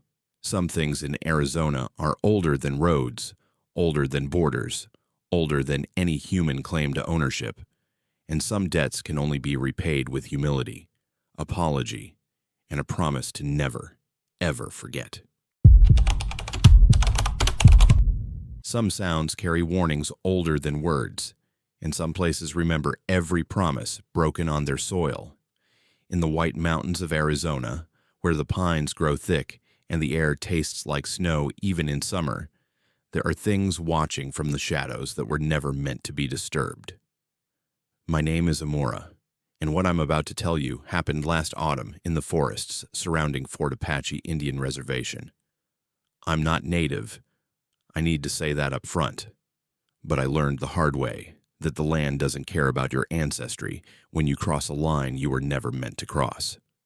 What matters is respect. And I didn't show any. I'm a documentary filmmaker from Tucson. My specialty is abandoned places, ghost towns, forgotten highways, structures left to rot in the desert. I make short films for YouTube and streaming platforms, the kind of content that gets millions of views from people who love urban exploration and creepy locations. My channel had been growing steadily, but I needed something bigger, something iconic, something that would put me on the map. That's when I heard about Fort Apache. The fort itself, the historic military post near White River, is a legitimate tourist site, open to visitors, managed by the White Mountain Apache tribe. But the surrounding forest, especially the areas deeper into the reservation, are another story. There are places locals won't go, trails that end abruptly with no explanation, and sites that are considered sacred, off limits to outsiders. Perfect material for a documentary. I contacted a local guide through an outdoors forum, a guy named Kyla, who ran hiking expeditions in the White Mountains. He agreed to take me out for 3 days of camping and filming, but when I mentioned I wanted to explore the restricted areas, he got quiet. There are reasons those places are restricted, he said over the phone. It's not about tourism or revenue, it's about respect. I'll be respectful, I promised. I just want to document the landscape, the forest, the atmosphere, nothing intrusive. After a long pause, he agreed. We'd meet at the Show Low Trailhead in 2 weeks. I spent those weeks researching. I read about the Apache Wars, about Geronimo and the scouts who served the U.S. Army, about the forced relocations and the cultural scars that still run deep. I watched documentaries about sacred sites and spiritual practices, but I approached it all like a collector, gathering information, not understanding. The day we met, Kyla looked exactly like I'd imagined. Mid-30s, weathered face, long black hair tied back, wearing a faded denim jacket over a thermal shirt. He didn't smile when we shook hands. You brought a lot of equipment, he observed, eyeing my camera bags and tripod. I'm a professional, I said. I want this to look good. He nodded slowly, then handed me a small bundle of sage tied with red string. Keep this with you. And if I tell you to stop filming, you stop. No questions. I agreed, though privately, I thought it was performative. A show for the white documentarian who wanted authentic spirituality. I was wrong about so many things. We hiked for 6 hours that first day, climbing through ponderosa pine forests that smelled like vanilla and sap, crossing meadows dotted with wildflowers still clinging to autumn, following game trails that wound deeper and deeper into the mountains. The air was thin and cold, our breath visible in clouds. Kyla moved with the confidence of someone who knew every rock and route, while I struggled to keep up, weighed down by camera equipment.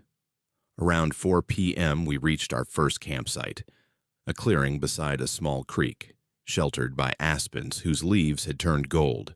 I immediately started setting up shots. The tent against the sunset, the creek reflecting the trees, Kyla building a fire in slow motion. He watched me work, but didn't participate beyond what was necessary. That night, as we sat by the fire eating freeze-dried meals, I asked him about the sacred sites. What makes them sacred? Is it religious? Historical? He stirred his coffee, staring into the flames. Both. Neither.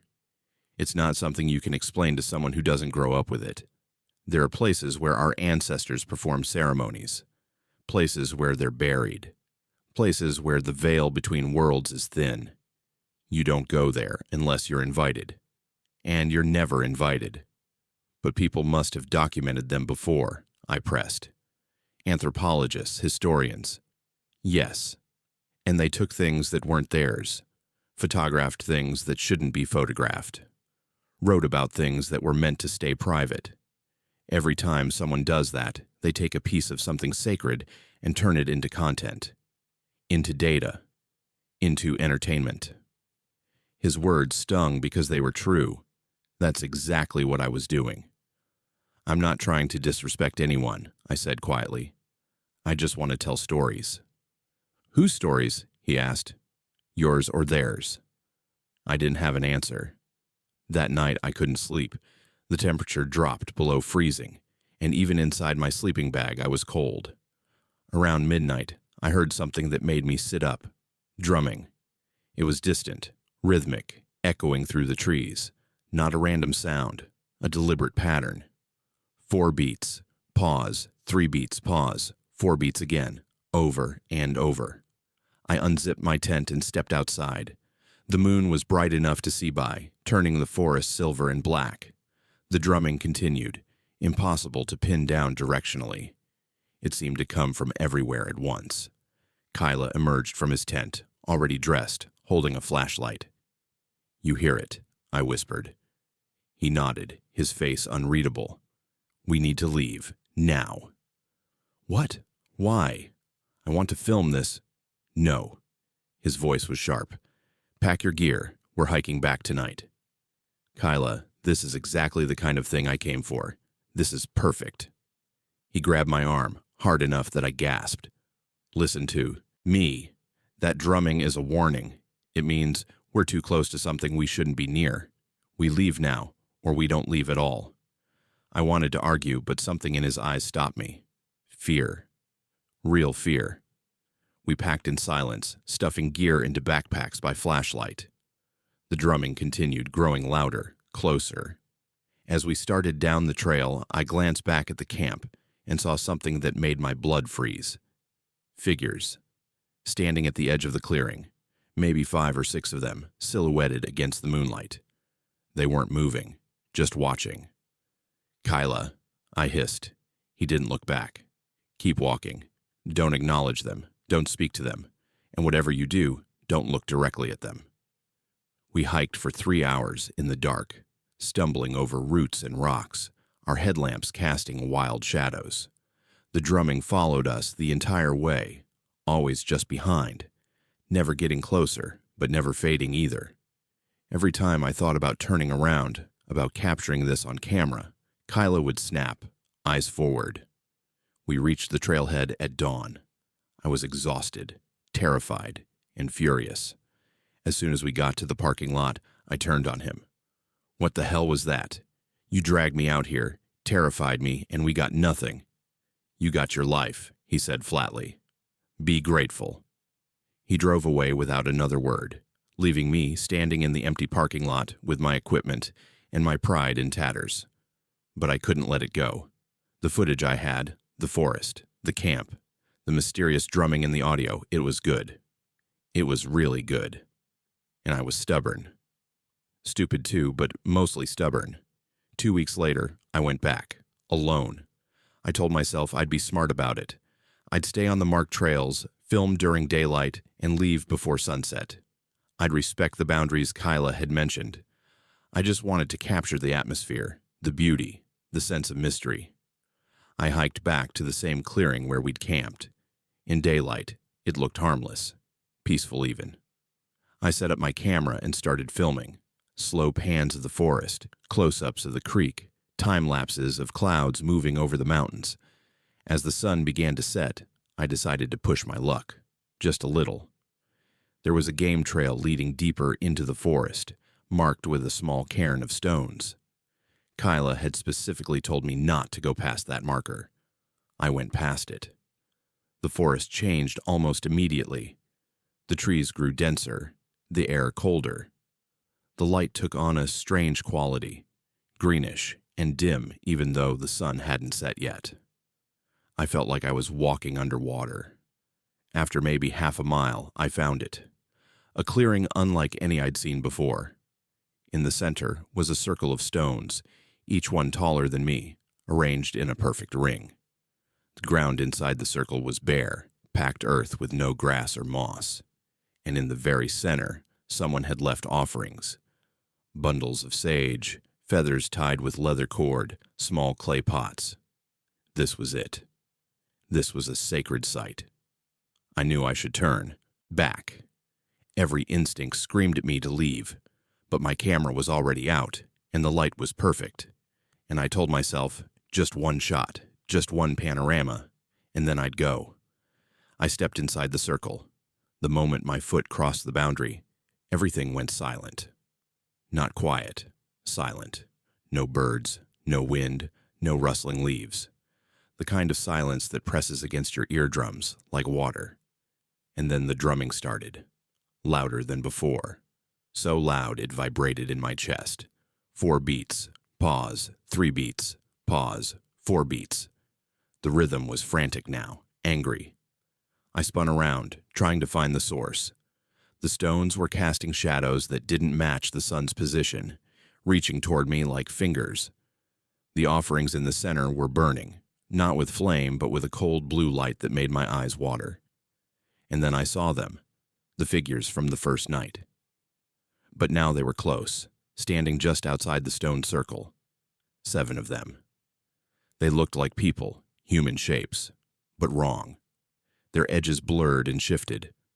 Their eyes were hollow, reflecting the strange blue light. They wore what might have been traditional clothing, but it was decayed, tattered, as if they'd been buried and dug up. One of them spoke, not in English, not in any language I recognized. But I understood the intent. Leave. You are not welcome here. I tried to run, but my legs wouldn't move. I tried to scream, but my voice was gone. I was trapped, frozen, watching as the figures began to move closer, stepping into the circle with movements that weren't quite walking, more like gliding, like they were being pulled forward by invisible strings. The closest one reached out toward my camera. Its hand passed through the lens, and the screen went dead. Then it reached for me. I felt ice flood through my body. Not cold, beyond cold. The sensation of dying, of everything vital draining away. My vision darkened at the edges. I could feel my heartbeat slowing, stuttering. And then I heard Kyla's voice, distant but clear. Speak the words I taught you. The sage bundle. I still had it in my jacket pocket, crushed and forgotten. I pulled it out with shaking hands and held it up, repeating the only Apache words I knew. Words Kyla had taught me casually over the campfire. Words I'd thought were just pleasantries. Shinzo, Shinashdo Yo. I'm sorry. I asked for forgiveness. The figures stopped. The blue light flickered. The drumming faltered. I repeated it louder, with every ounce of sincerity I had. Shinzo, Shinashdo Yo. The ice in my chest began to thaw. My vision cleared. The figures stepped back, one by one, until they were outside the circle again. The drumming faded to a whisper, then stopped entirely. When I could move again, I ran. I left my camera, my tripod, everything. I crashed through the forest, branches tearing at my face and arms, until I burst out onto the marked trail. I ran all the way back to the parking lot and drove straight to Tucson without stopping. I never edited that footage. I never posted about Fort Apache. I deleted everything from that trip, every file, every note, every plan. 3 weeks later, Kyla called me. "You went back," he said, not a question. "Yes, I'm sorry I was wrong. You were warned. The land doesn't forgive easily, but you're alive, which means someone spoke for you, or you finally listened. I said the words you taught me. Good. Now listen to me one more time. Never go back. Not for any reason. What you saw, those weren't ghosts. They were guardians, protectors of that place. You're lucky they let you leave. What would have happened if they would have kept you? Your body would have wandered out of the forest eventually, but you, the part that makes you you, would have stayed there forever, trapped between worlds, serving as a warning to others. I think about that every day. I don't make documentaries about sacred sites anymore. I don't film on reservation land. I don't treat other people's spirituality as content to be consumed. I learned my lesson the hardest way possible. If you ever find yourself near Fort Apache, near those mountains, and you hear drumming at night, turn around, leave, don't investigate, don't film, don't try to prove anything. Some places aren't meant for us. Some stories aren't ours to tell, and the land remembers, always. If you made it to the end of this final story, thank you for joining me on this journey through Arizona's darkest corners. These 11 tales have taken us from desert mountains to haunted hotels, from cursed artifacts to sacred lands. Each one a reminder that some things in this world exist beyond our understanding. If these stories gave you chills, if they made you look over your shoulder, or if they've left you craving more tales of terror from the American Southwest, then do me a favor. Hit that subscribe button and turn on notifications for Haunted Fears. We're just getting started exploring the horror that lurks in forgotten places. Drop a comment below and tell me, which story disturbed you the most? Was it the time loop at Devil's Bridge? The backward walking specter on Whiskey Row? Or maybe the drums of Fort Apache resonated with something deep inside you? Like this video, share it with friends who love a good scare, and stay tuned, because there are always more stories waiting in the shadows. Until next time, stay safe out there, and remember, respect the warnings. The land remembers. This is Haunted Fears, signing off.